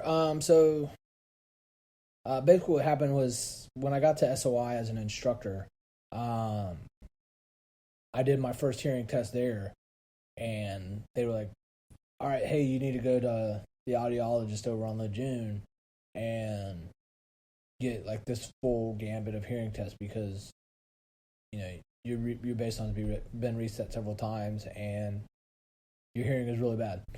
And I was like, all right, cool. So I went and scheduled the appointment with the audiologist, and I came back and I was like, hey, I scheduled the appointment. Take me off the list. And that's what they were like, cool. And I was like, did you take me off the list? And they're like, no. And I was like, well, I already scheduled an appointment. Like, all right, well, when the audiologist lets us know that you're good, then we'll take you off the list. And I was like, no. So at this point, I was coming up on, I guess I'd been in like 11 years at the time. I'd just been promoted to staff sergeant, and I go to the audiologist, and they're like, yeah, you baseline's been reset a bunch of times, and they wrote in my medical record, like, you'll be a liability in combat. And I was like, dude, I just got back from Afghanistan, like, I'm here to tell you that's not a fact.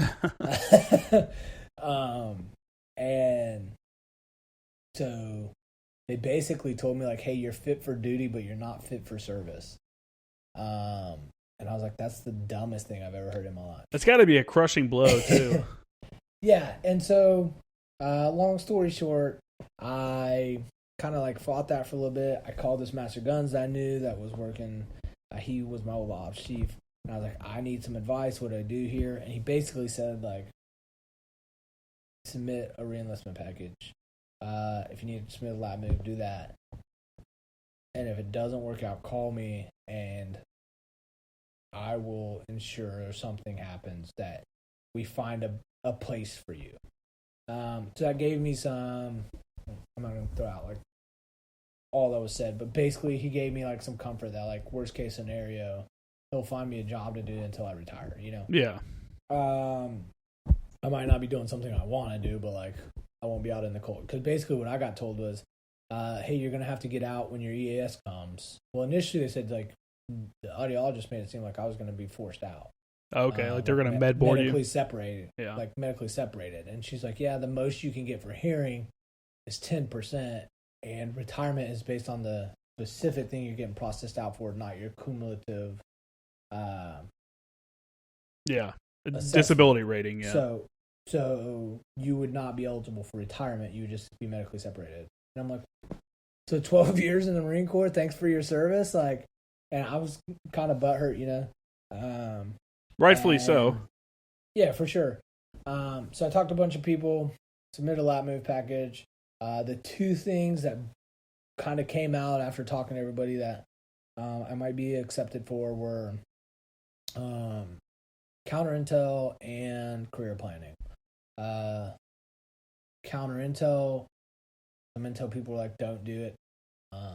If you can't hear and you have all these requirements that like prevent you from deploying to combat and stuff, like they're just going to lock you in a vault until you retire. And I was like, that sounds terrible. Yeah. So, reading reports all day. Yeah, for sure. So I just submitted for a lap move to career planner. And I had to talk to a whole bunch of people because, all they see on paper is like, dude is being forced to lap move because he can't hear. So they don't know the discernibility of that, like, because you knew me, like, I can still have a conversation. It's just. Yeah, we're sitting here talking. Yeah, for sure. And especially with like hearing aids, then I'm mostly good. But it's a lot of like the finite parts of the words where my mind is constantly like trying to figure out what words were said. Like I know what you're saying. I 100%. You hear the words. You could be looking at the person. You hear them talking, and you know what they're saying something, but it's all jumbled up in your head for a second, and then you get it. Yeah. So like, why if you said, I like spaghetti, and in my head I'm like, I hear like I white spaghetti. Okay, yeah. I white spaghetti. That doesn't make sense. And so my mind has to like scroll through a bunch of words to figure out. So it's like the finite parts. The beginning and the end of a word typically are what my mind has to fill in the blank. And if I'm not paying attention to you, like, or not looking at you, a lot of times, like, I don't realize somebody's talking to me and I get frustrated. But it's not like I can't like function. But on paper, you don't know what you don't know. Yeah. So I ended up having to talk to a lot of people before my stuff got approved. And then somebody called me and was like, hey, I think it was Monitor at the time. like, hey, looking at your stuff, we're about to approve your reenlistment. Just want to like run something by you. Right now, MARSOC doesn't have this unit at MARSOC doesn't have a career planner. They haven't had one for like 6 months. I don't have a staff NCO to send over there right now. And if I'm going to send somebody who's not trained, an 0369 is probably my best bet to deal with those dudes. Are you cool with that? And I was on Lejeune, and I was like, yeah. I thought I was going to Japan, you know? I just want to stay in the Marine Corps. And so he's like, all right, so you're going to, this unit. So I went over to a MARSOC unit for my first career planner job, which was pretty good. Just because. What was it like adjusting from a job that's like, infantry, your whole sole purpose in life is to find dudes and kill them, to being a dude that's processing paperwork, and now you're meeting timelines in order to like make sure guys get their bonuses, or because there's a lot of bad career planners out there, and like a lot of guys have a bad taste in their mouth because some of them have been screwed over and stuff like that, or some of them feel like they've been screwed over more so than. So what's it like as the career planner being that guy now?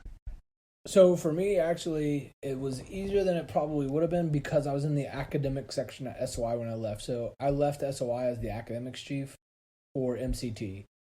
So I was already like spending my entire day like dealing with curriculum and leadership and telling people why we can't do what they want to do because we've already tried it and it didn't work. And all of those kind of conversations, which are similar to what you're doing in career planning, just the topic is different. Yeah. So that probably eased the transition a little bit. And then going to MARSOC for my first unit probably helped too because it allowed me, which actually like I've been trying to go somewhere else simply because like I did my first 11.5 years in infantry. Yeah. And then, I'm at 15 years now, and the career planning units I've been are like MARSOC and like Security Force Regiment, like. So I've never really got it. So I would love to go like see what the wing's all about or something. Else. Oh yeah, like I'm about it. So I don't really care where I go at this point though. But so that transition was probably easier. And then I think the thing that helped me is like having been so senior, I was really successful right out the gate as a career planner because I understood like that I'm not special. Mm-hmm. So right off the bat, like one of the things that happened with people were like, hey, how are you doing so good on this and this and this? And I was like, because I'm not trying to do it. Like I'm using the command.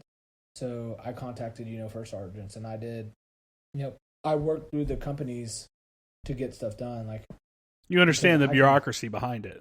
Yeah. So like I knew dudes who were like, no, I just tell everybody they got to come see me. And I'm like, okay, well, I'm telling you right now, like as an 0369, if you would have called me and like, hey, you got to come see me for an interview, I'd be like, yeah, roger that. I got work to do. Yeah. And I would not have gone to see you, and I understood that. But if my company first sergeant was like, hey, you need to go see the career planner today. Yeah, you can't not. You know what I mean? But people are like, I speak on behalf of the battalion commander. And I'm like, all right, well, you just keep speaking on behalf of the battalion commander then. Yeah. But being senior enough to realize all that and like just kind of seeing how the word works, like I think that made me a little bit more successful. And I was in the Marine Corps long enough to realize I didn't know anything, so I think it helped me to like want to show people,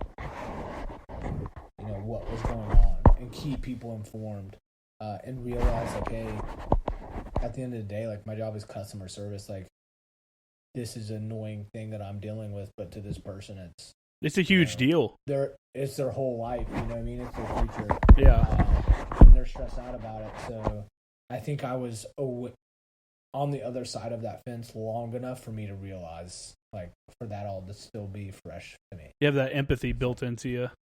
What's the biggest, like, what are your, like, top things that people come in with that are mistakes that you're just like, dude, what the fuck, man? Like, help out your fellow career planners. What are like the top 2 things that people do that fuck up their packages?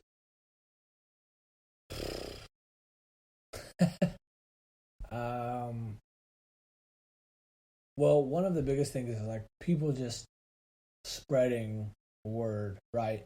and it's like all of a sudden like something gets spread and it spreads to everyone. Like it's a smoke pit, year, man. Lance Corporal Underground. Oh, yeah. Like last year, I had all of these people coming in who were telling me, "Oh yeah, I got told that if I don't extend for my orders, then I'm gonna get forced out at the day I was supposed to execute orders."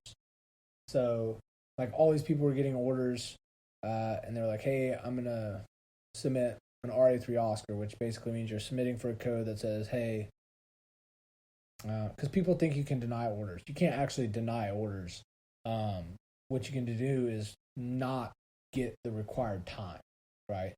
So, say you're on Lejeune and you get orders to Pendleton. Your orders will probably be for like 3 years, but there'll be a minimum obligated service of 2 years. Yeah. Right.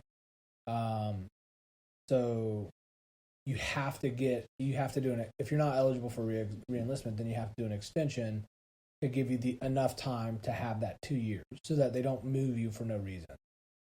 Like, hey, we're going to move you just so you get out. So they make you have at least 2 years from the time you get there. That's what you can do. You can be like, well, I only have 9 months left on my contract. I'm not going to do an extension to give me the extra year and 3 months. Yeah. So you didn't actually deny the orders. You just refused to get the extra time because they can't make you do the extra time, barring like stop loss and crazy stuff like that. Yeah. Well, I had all these people getting told that if they did that, whenever the orders were for, they were going to get forced out of the Marine Corps. So like, hey, you have orders 2 months from now. If you don't do the 1.5 year extension or if you don't do the 1 year extension, then instead of getting out in, a year, you're going to get out in 2 months. And it was like, once it started, I probably had 30 people come ask me about that, Yeah. And I think that's the biggest thing. And it's always different. Every year it's different. Every couple of months it's different. New MAR admins are coming out and confusing everybody. Oh, yeah. But I think that's the biggest thing is just like people advising each other is not beneficial because even as a career planner, like it's constantly changing. The information's constantly changing. So like, when you think you know something, you don't. Because the day you figure so you're saying ask the source basically. Yeah. So if you're not going to like the person whose job it is, the information you got is probably either not real or old. That's cool, man. Well, I mean, career planner, that's the career planner life is, having to put out fires in other people's lives, and deal with their lives too. They got their own personal conflicts that they're dealing with that kind of get pulled into your whole job, and it's got to be rough. Yeah. So with that, it's probably nice to get out. You're a runner now, so you've been. Did you start running when we were in Sangin? Is that when you started running? Because it seemed like you started a running. I know you started a running regimen while we were there, but I don't know if that was like your beginning of your like running days. Right. Actually, I just realized what time it is. Let me call you back in like 10 minutes. I gotta take my kid up to basketball. No worries, dude. So anyway, back to what we were talking about. You were you started running. So did you start that in Afghanistan, or was that something that you picked up later on? No, I picked it up later on. So I guess I was running quite a bit. That was the worst place ever to run too. Like where you ran in Afghanistan. Because it was like a couple 100-meter stretch, like at most. And that's if you wrapped it around the fob, and you're not only that, but you're running in the smoke of the burn pit, like constant. Yeah. It was like constant smoke, so it's like you couldn't get out of it. Yeah, so I think what I was doing in Afghanistan was like I was doing the insanity workouts, and then I would finish the insanity workout by like running for like 30 minutes or whatever. Yeah, you guys were doing insanity in the mornings. Yeah. I remember that. Which was great. So my legs would be smoked, and then we'd go out on a patrol, and I'd be in the gun truck, like bouncing up and down, and my legs felt like jello. No, so what actually got me into running, I mean, I've always run just because of the Marine Corps, and because I like tacos. So there you go. I have to run just because I'm a bigger guy. So I wouldn't if I just did nothing and ate tacos, like I wouldn't stay in Marine Corps standard, you know? Yeah. Yeah, no, I feel you. So, but what actually got me into running, like when I was in SOI, I ran like a half marathon one time, and like finishing that, I was like, you know what I found out about running a half marathon? I don't want to run a marathon. But I was running, 5 miles would be like a good run for me, and I was doing that, a couple times a week, so my monthly mileage might have been at like, 30 or 40 miles would have been like good. Mm-hmm. And I had a buddy, and I was coaching softball, and one of the guys that had coached his team, he had just retired. He was a sergeant major. He runs like an ultra every year at least, and an ultra marathon being anything more than a marathon. So technically, like 26.3 would be an ultra marathon. I didn't know that.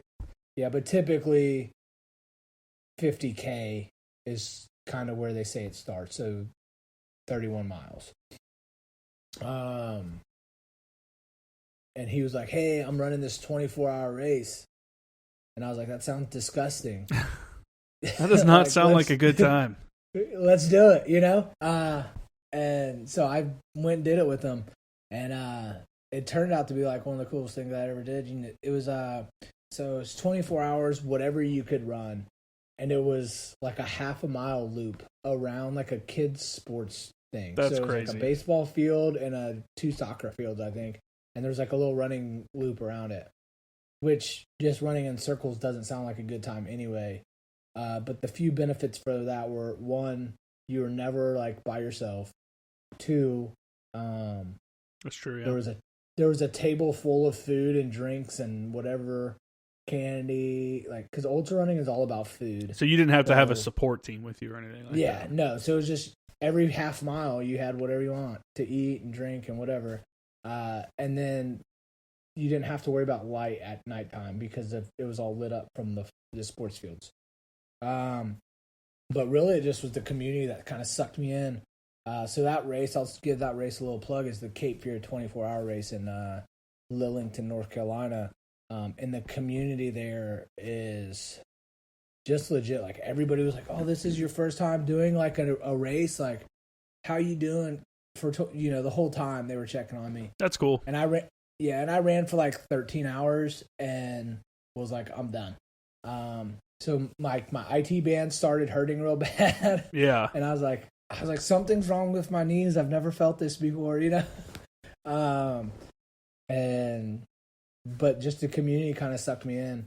And so I signed up for like a 50K like the next month, and now I've run like, I don't know, 15 ultras or something. That's crazy, dude. How for the 13K or the first one that you did, like coming out there and actually getting out there and doing it, what was that like for you? Was that like, I mean, I feel like you would go through stages, in that first time you've ever done it where you're like, this fucking sucks. What am I doing? And then it's like you get kind of a runner's high or whatever that's just, I don't know. What was there something about that where you're just like, other than the community, obviously, but like what else about the running itself like pulled you in?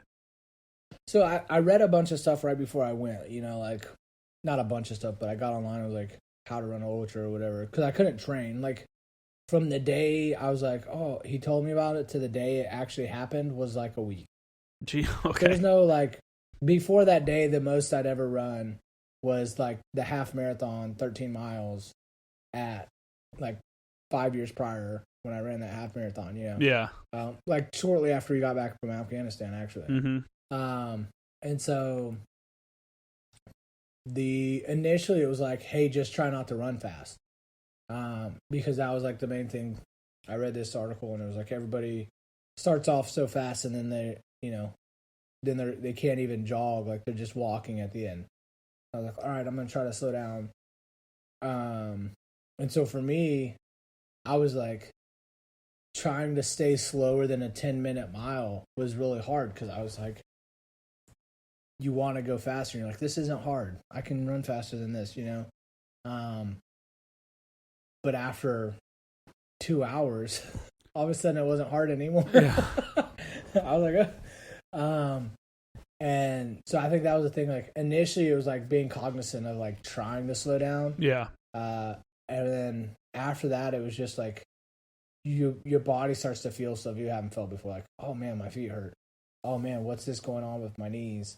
And it was like IT bands were just like tired because my core is freaking weak, and I'd never done anything like that before. Well, that's like an extreme stress that you're putting on your body that it's definitely not accustomed to. You're used to moving long distances on your feet, but not at any kind of fast pace, and Sure.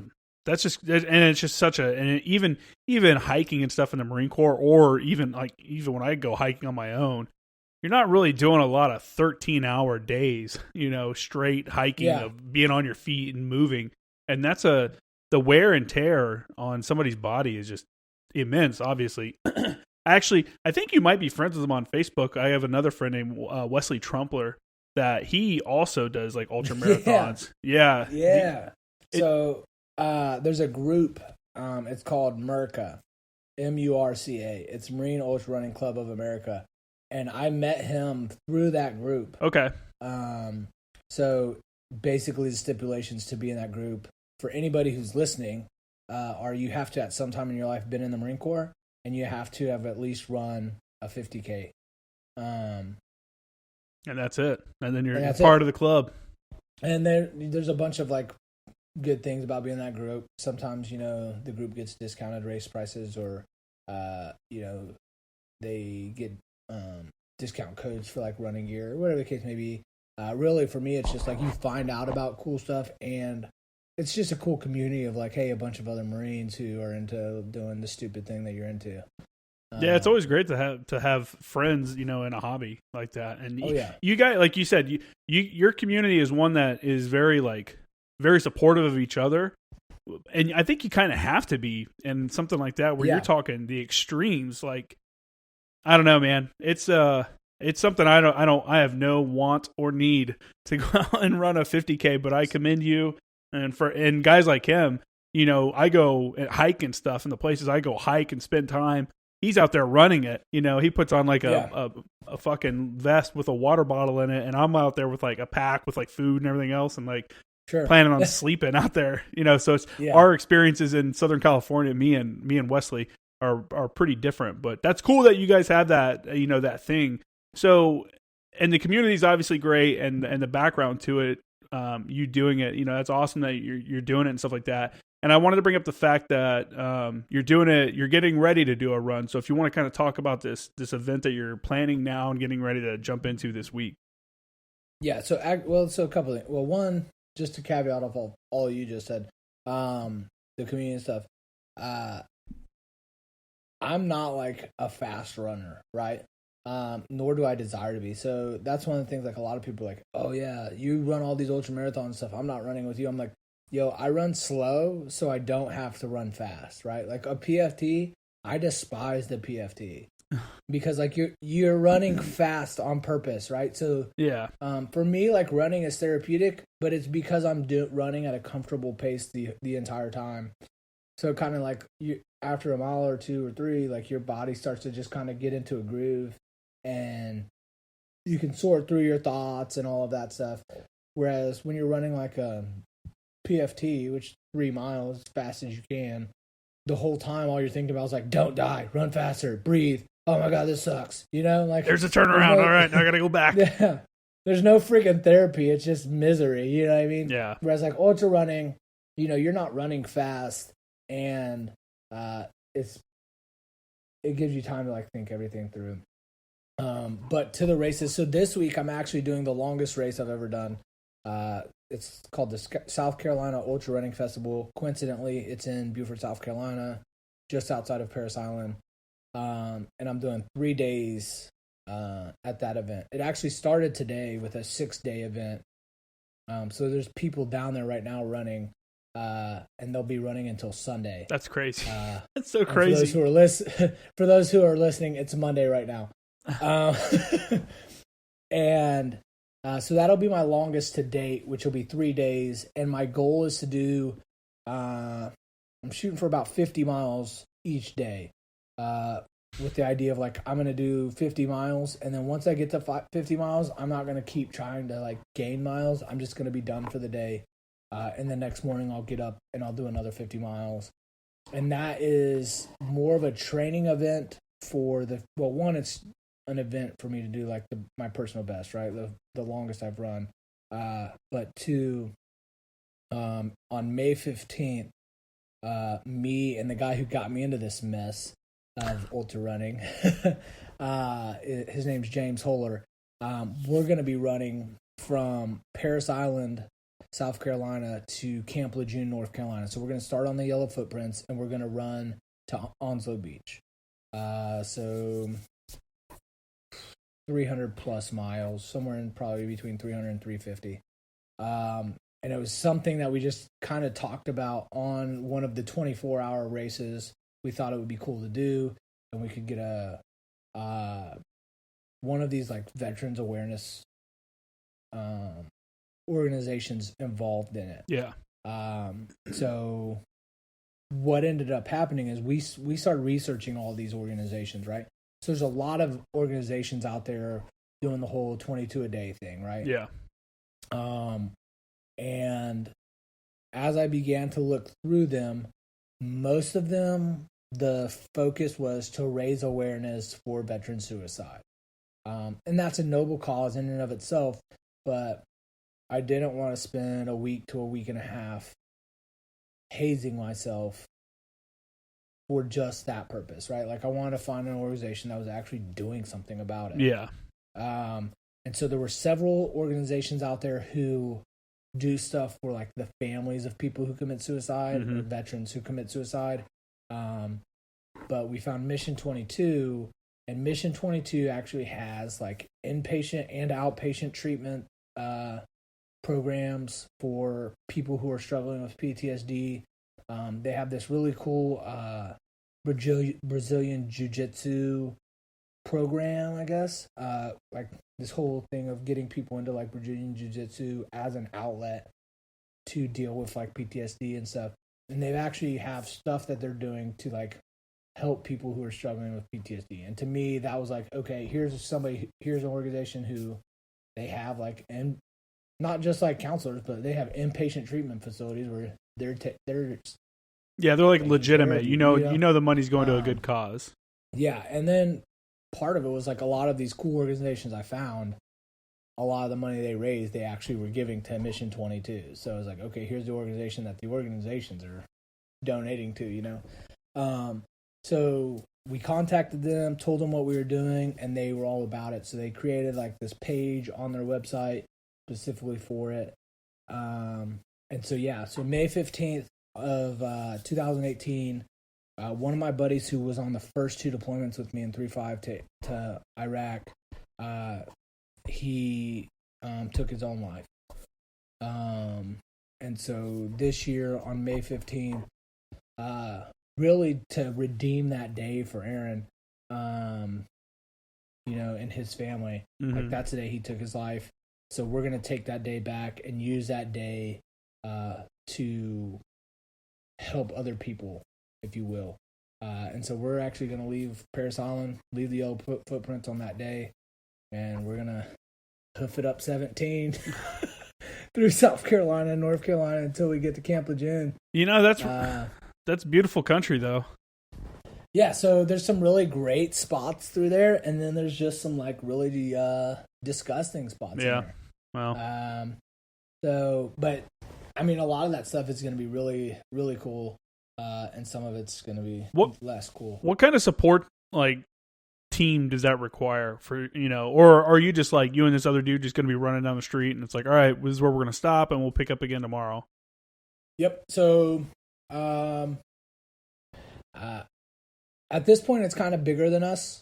So some other people have been like, hey, can we come out and run parts of it with you or whatever? At least one other person has said like, hey, I want to run it too. And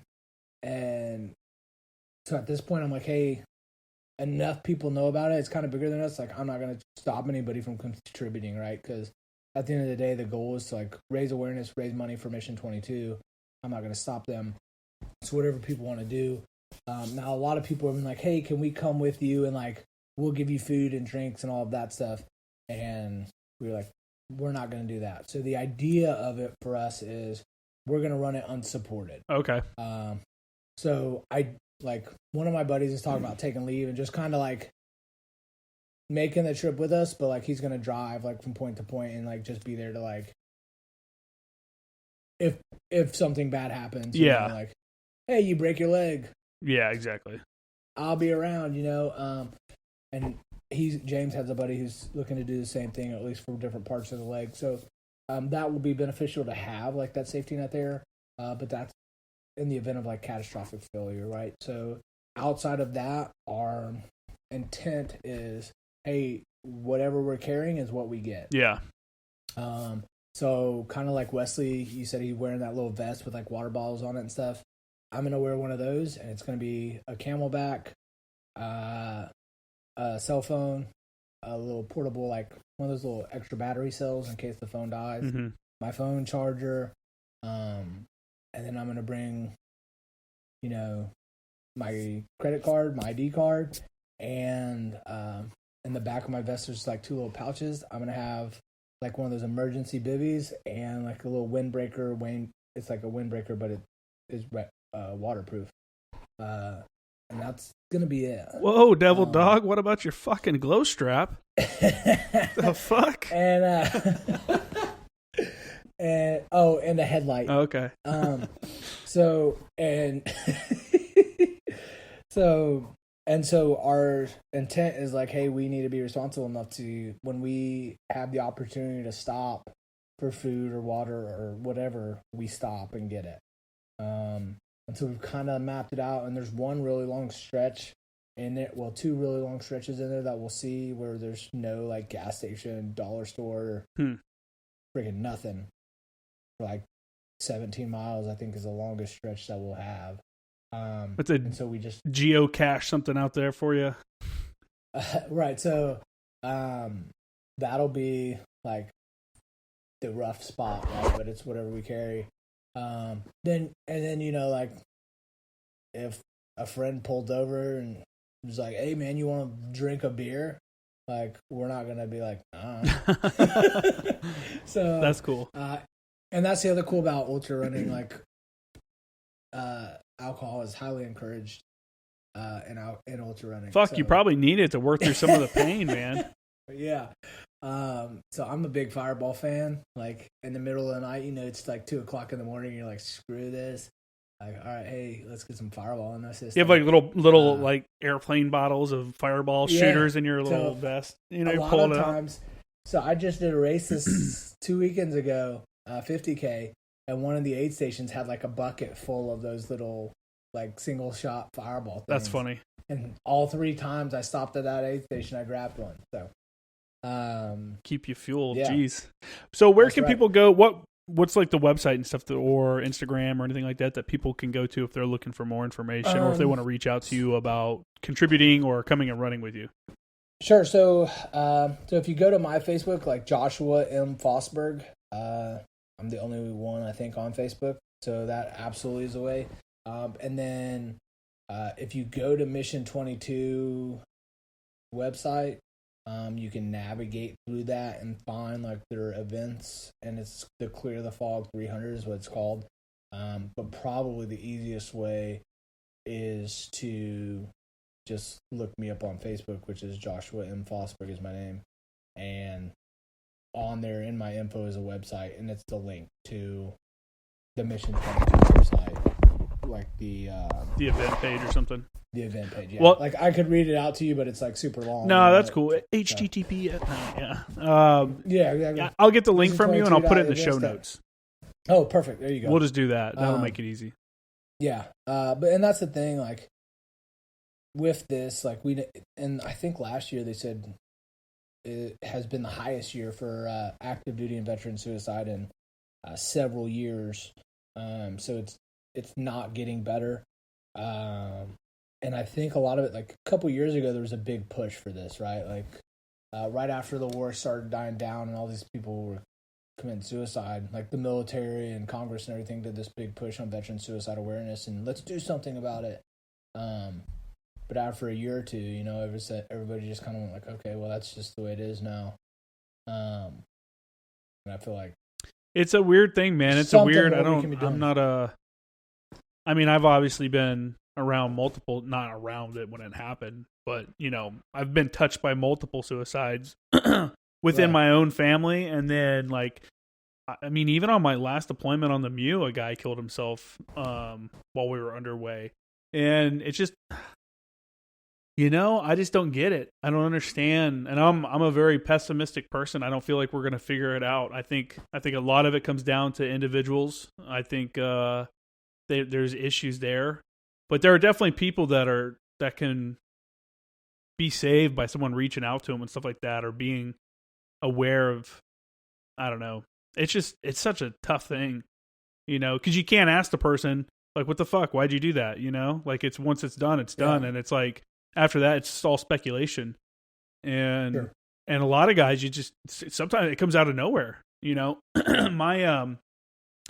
my roommate in Iraq killed himself, and when we got back, and, this is years this is actually right before I got out of the Marines. I got a fucking phone call or something like that, It's a reality. It's an unfortunate reality. And It's not just in the military, too. It's like, I think it's because part of it is because I think a lot of people feel like, I don't know. I think they're kind of, their expectations of where they were going to be in life or what they're doing in life is not they didn't meet their own expectations. And a lot of times, especially for military guys, it's not their fault. Like, you run into a lot of these guys that are like really depressed that they didn't get to go to Iraq or Afghanistan, or if they did, they only sat on the fob. Like, everybody's like looks at the next guy like, well, he did way more than I did. That guy did this, and then they get really down on themselves and like doubt their own service. It's like, dude, like you signed up, man. You came to the game. Just because you didn't get called to come in and play doesn't necessarily. I mean, at least you fucking tried. And I think that's, to me, in my own, personally, I think that's one of the big factors is guys' expectations of what they were going to do in the military don't meet the reality, Yeah, sure. And I certainly think that comparison is a terrible thing, like in anything, I mean, like, obviously comparison to veteran service or whatever can be really bad. And I think a lot of people are doing that. We're like, I think, honestly, some of the worst people about it are the people who did stuff, right? So I know a lot of guys like, that dude didn't do anything, blah, blah, blah. What's he got PTSD for? And it's like, dude, just because they didn't do what you do doesn't mean that what they did wasn't difficult or wasn't hard. Like, just the simple fact of, like, being away from your loved ones for a significant amount of time is a traumatic experience, right? For sure. I know a dude who, like, was in the Battle of Fallujah. And he said the thing he has the most PTSD from is boot camp. Oh, really? Like, so I mean, it could be tough. Yeah. So, like, what affects people is, everybody's different for sure. Yeah, like, there's a dude who can shoot another dude right in the face, and they justify that in their own mind. You know what I mean? Yeah. But they, hurt somebody's feelings or cause somebody's marriage to break up, and they can't ever get over it. You know what I mean? So, what affects people and how it affects them is different for everybody. So I think comparison is a terrible thing.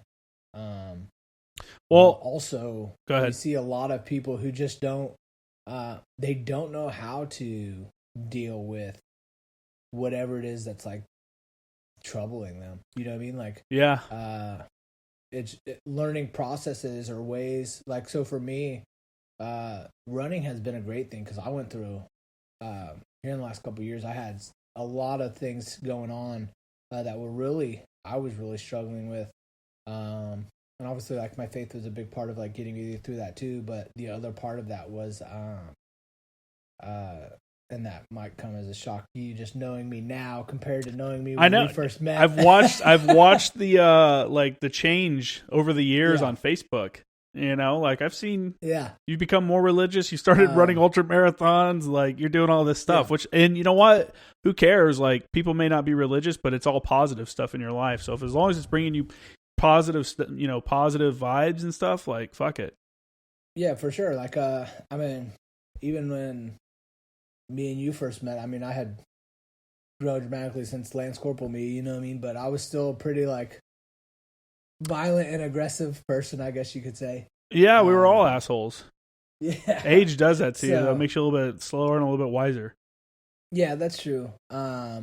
But just, I mean, honestly, here in the last couple of weeks, I've talked to several people about stuff, and it's like several of our friends are have killed themselves in the last couple of years, and then we've got a couple other ones that are like in jail. Yeah. I actually had somebody last night. It was like one of our buddies who was in 3-5 with us for several deployments is in jail right now, and he got out of the Marine Corps and he never found his footing. Yeah, that's another thing that's real tough for guys that get out, and it's just they never fit. They never feel like they're fitting back into society. Right. And so, yeah, I mean, especially for the PTSD stuff, and sometimes it's not even PTSD, it's just depression. Like, just what you said, like, hey, maybe, you don't necessarily have PTSD from anything that you did in the military, but the military lifestyle establishes kind of like a baseline for you, and when you step out of that, you're never able to feel like you can get your life back together, Life's so much different in the real world.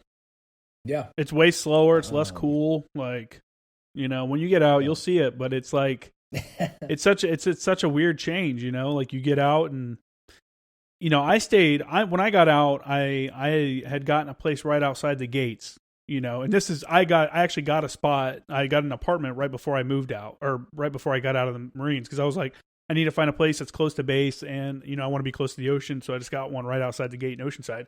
Excuse me. And it was weird because once I was like officially out, my plans were to stay in Southern California because one, my ex and my kid were here, so I wanted to be where I could be around my kid, obviously. And two, I had applied to SDSU and I had gotten in.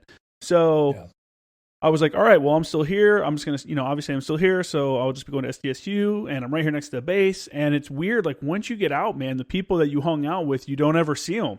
Even though they're right there, for me, they're right there on base. Most guys, it's an immediate separation. They're gone. They go home. They go back to wherever they're from, and they're not near it. I'm like right here, and people I know are just doing stuff. They're always doing stuff. So it's like, damn, this kind of sucks. You're on the outside now looking in like, God, all these dudes are doing cool stuff, or they're always busy. Like, we can't ever hang out. And then dudes start leaving and shit. So for me, it was kind of a real slow peel of the Band-Aid of like the people I know. Occasionally I get together with somebody that I know, but yeah, just getting out's a weird thing. So something I've really been thinking about lately doing, and I think I'm going to encourage it, is I think I'm going to go down to the VFW and check those dudes out. I've been to one. I went to the one in Lafayette, Indiana when I got back from, I think, my first or second Afghan deployment. I can't remember. Yeah. And they signed me up. They automatically sign you up for free, I think, when you're active duty, for sure. And, it's just like, I think that's really the only place that you can go to like hang out with people that know what the hell you're talking about. Because it's all jargon, it's all shit that's unrelatable. And you're going to experience this, and people that were in will also experience this, especially if you did something like a MU or you had a job where you traveled a lot, but you get out and people are talking about places, or you want to talk about something, but you feel like an asshole because you're like, oh yeah, when I was in Malaysia. Oh yeah, when I was in Hong Kong. Oh yeah, I've been to Singapore. Oh yeah, it's like people are talking about shit and you're like, oh yeah, I was there. I've been there. And at some point you're like, dude, I'm a fucking asshole. Like, I'm coming off as an asshole, and then for me, it's like, then you don't want to talk about it. Then you just end up not talking about it at all. And that's obviously where you don't want to be. And well, there's a lot of things too, like even in this, like there's a lot of stuff that I'm not going to bring up that I have done or whatever. And it's not because it's like, yo, I'm too cool for school. Like, I did this super secret squirrel stuff. Like, some of it, it's like, I don't want to incriminate people. Sure. But a lot of it is, like, if you weren't there, like, it's just weird to talk about it. Yeah, I get that. And then sometimes, like, even the stuff that we're talking about right now, being in a firefighter, getting blown up or whatever, it doesn't seem weird because I know you know what I'm talking about. Yeah, we like, both lived through it. Sure. But if you're talking about that with like, you know, rando dude at your job or at your church or, you know, at wherever, you know, the bowling alley, whatever, I don't know, wherever you hang out. Me, I hang out with college kids all day, so. Yeah, so it's always like, you know, how many people did you kill? Did you ever do this? And you're just like it's not a conversation where like you feel like you're in a conversation. It's like, you know what I've noticed a lot you're a spectacle with the people I've run into. Most of them, almost all of them, won't even ask you about it. Most civilians, for whatever reason, assume everybody that was in the military has been to combat and they've all killed dudes and they all have PTSD. And it's a shitty stigma, you know, because then they're just like, when's this dude gonna snap, you know? And unfortunately, the stigma is perpetuated by some veterans, you know, that get out and try to like, oh, I have PTSD and I'm a fucking, you know, whatever, crazy vet dude, whatever. And I don't know, some guys get off on that. I don't know why. And it gives us all a bad name. But what I've run into is that people don't even really want to talk to you about it, or maybe they do, they just don't though, because maybe it's just me. Maybe I'm just aggressive. You know, maybe people just don't want to fucking talk to me. But it's just, I don't know, man. All that gray in your beard is getting people to keep their distance. I know, dude. They probably think I'm every time I walk into a class, like it's like the first time I've been into a class, I'm like, I wonder how many people think I'm the professor walking into the class. And then I'm like, then I sit down with everyone, and they're like, who the fuck is this weirdo? Yeah. No. You're the guy evaluating the professor. Yeah, right. No, I don't know, man. It's just, you definitely got to have someone you can talk to. And I think for me, I think I'm going to, you know, I have a buddy, Michael Farrell, who's been on the show a few times. He's here. So we hang out and stuff, obviously. So, you know, there's people down here. I have a couple other guys that were actually used to be on my Anglico team and stuff that live down here that are out now. But I feel like I want to go to like an organization and get around more people like that, just because it's, you know, like a lot of guys get out and they just want to get away from the military thing. And to me, I get it at the same time, but it'd still be cool to be around the guys, because I don't miss the BS, but I miss the people, you know. And yeah, there's something to be said for shared suffering, you know what I mean? Oh, 100%. Like, there's people who I never would have talked to in a million years, you know what I mean? Oh, 100%, yeah. Because of the misery that we shared together, you know, we're close. So. Just the stupid shit, man. Not even the shared, just everything. Remember, I was telling somebody about the major coming in and raiding our stores of food, you know, from the care packages. Every time we'd get a care package drop, he'd come in and what did we say? He was like the sheriff of Nottingham coming in to collect his taxes. He'd come in and see what everybody got. Yeah. And give friggin' Pharaoh a hard time about drinking pop. Yeah, it's just, you know, it's just funny stuff like that that like other people are like, what the hell are they even talking about? But it's just, you know, stuff that we'll remember. But anyway, you know what? Hey, I appreciate you coming on the show, man, and I think what you're doing is good. I'm like I said, I'm pessimistic about the whole how can we help people, but I'm definitely not against it, obviously, and I applaud you for you know, making something happen. You look for an organization that's actually doing and not just saying, and you're trying to get the word out, which is commendable, especially after everything you've done and stuff like that. Like, you don't owe anybody anything, you know, and to do something and to undertake something like that is just, you know, obviously an awesome thing. So I appreciate you coming on and telling your story and talking about it. And like I said, when Cam comes down, I'll see if we can get it set up where we can have all three of us on, and we'll talk more about Afghanistan and stuff, and just being on the advisor team and shit like that. Yeah, for sure. But yeah, is there anything else you want to say before I let you go, or? Nope, I think we covered it. All right. Well, for everyone that's out there, make sure to check out my website, jkramergraphics.com, and my Instagram is jkramergraphics, and then my backup account is actually Former Action Guys. Maybe I should flip those. I don't know. One day.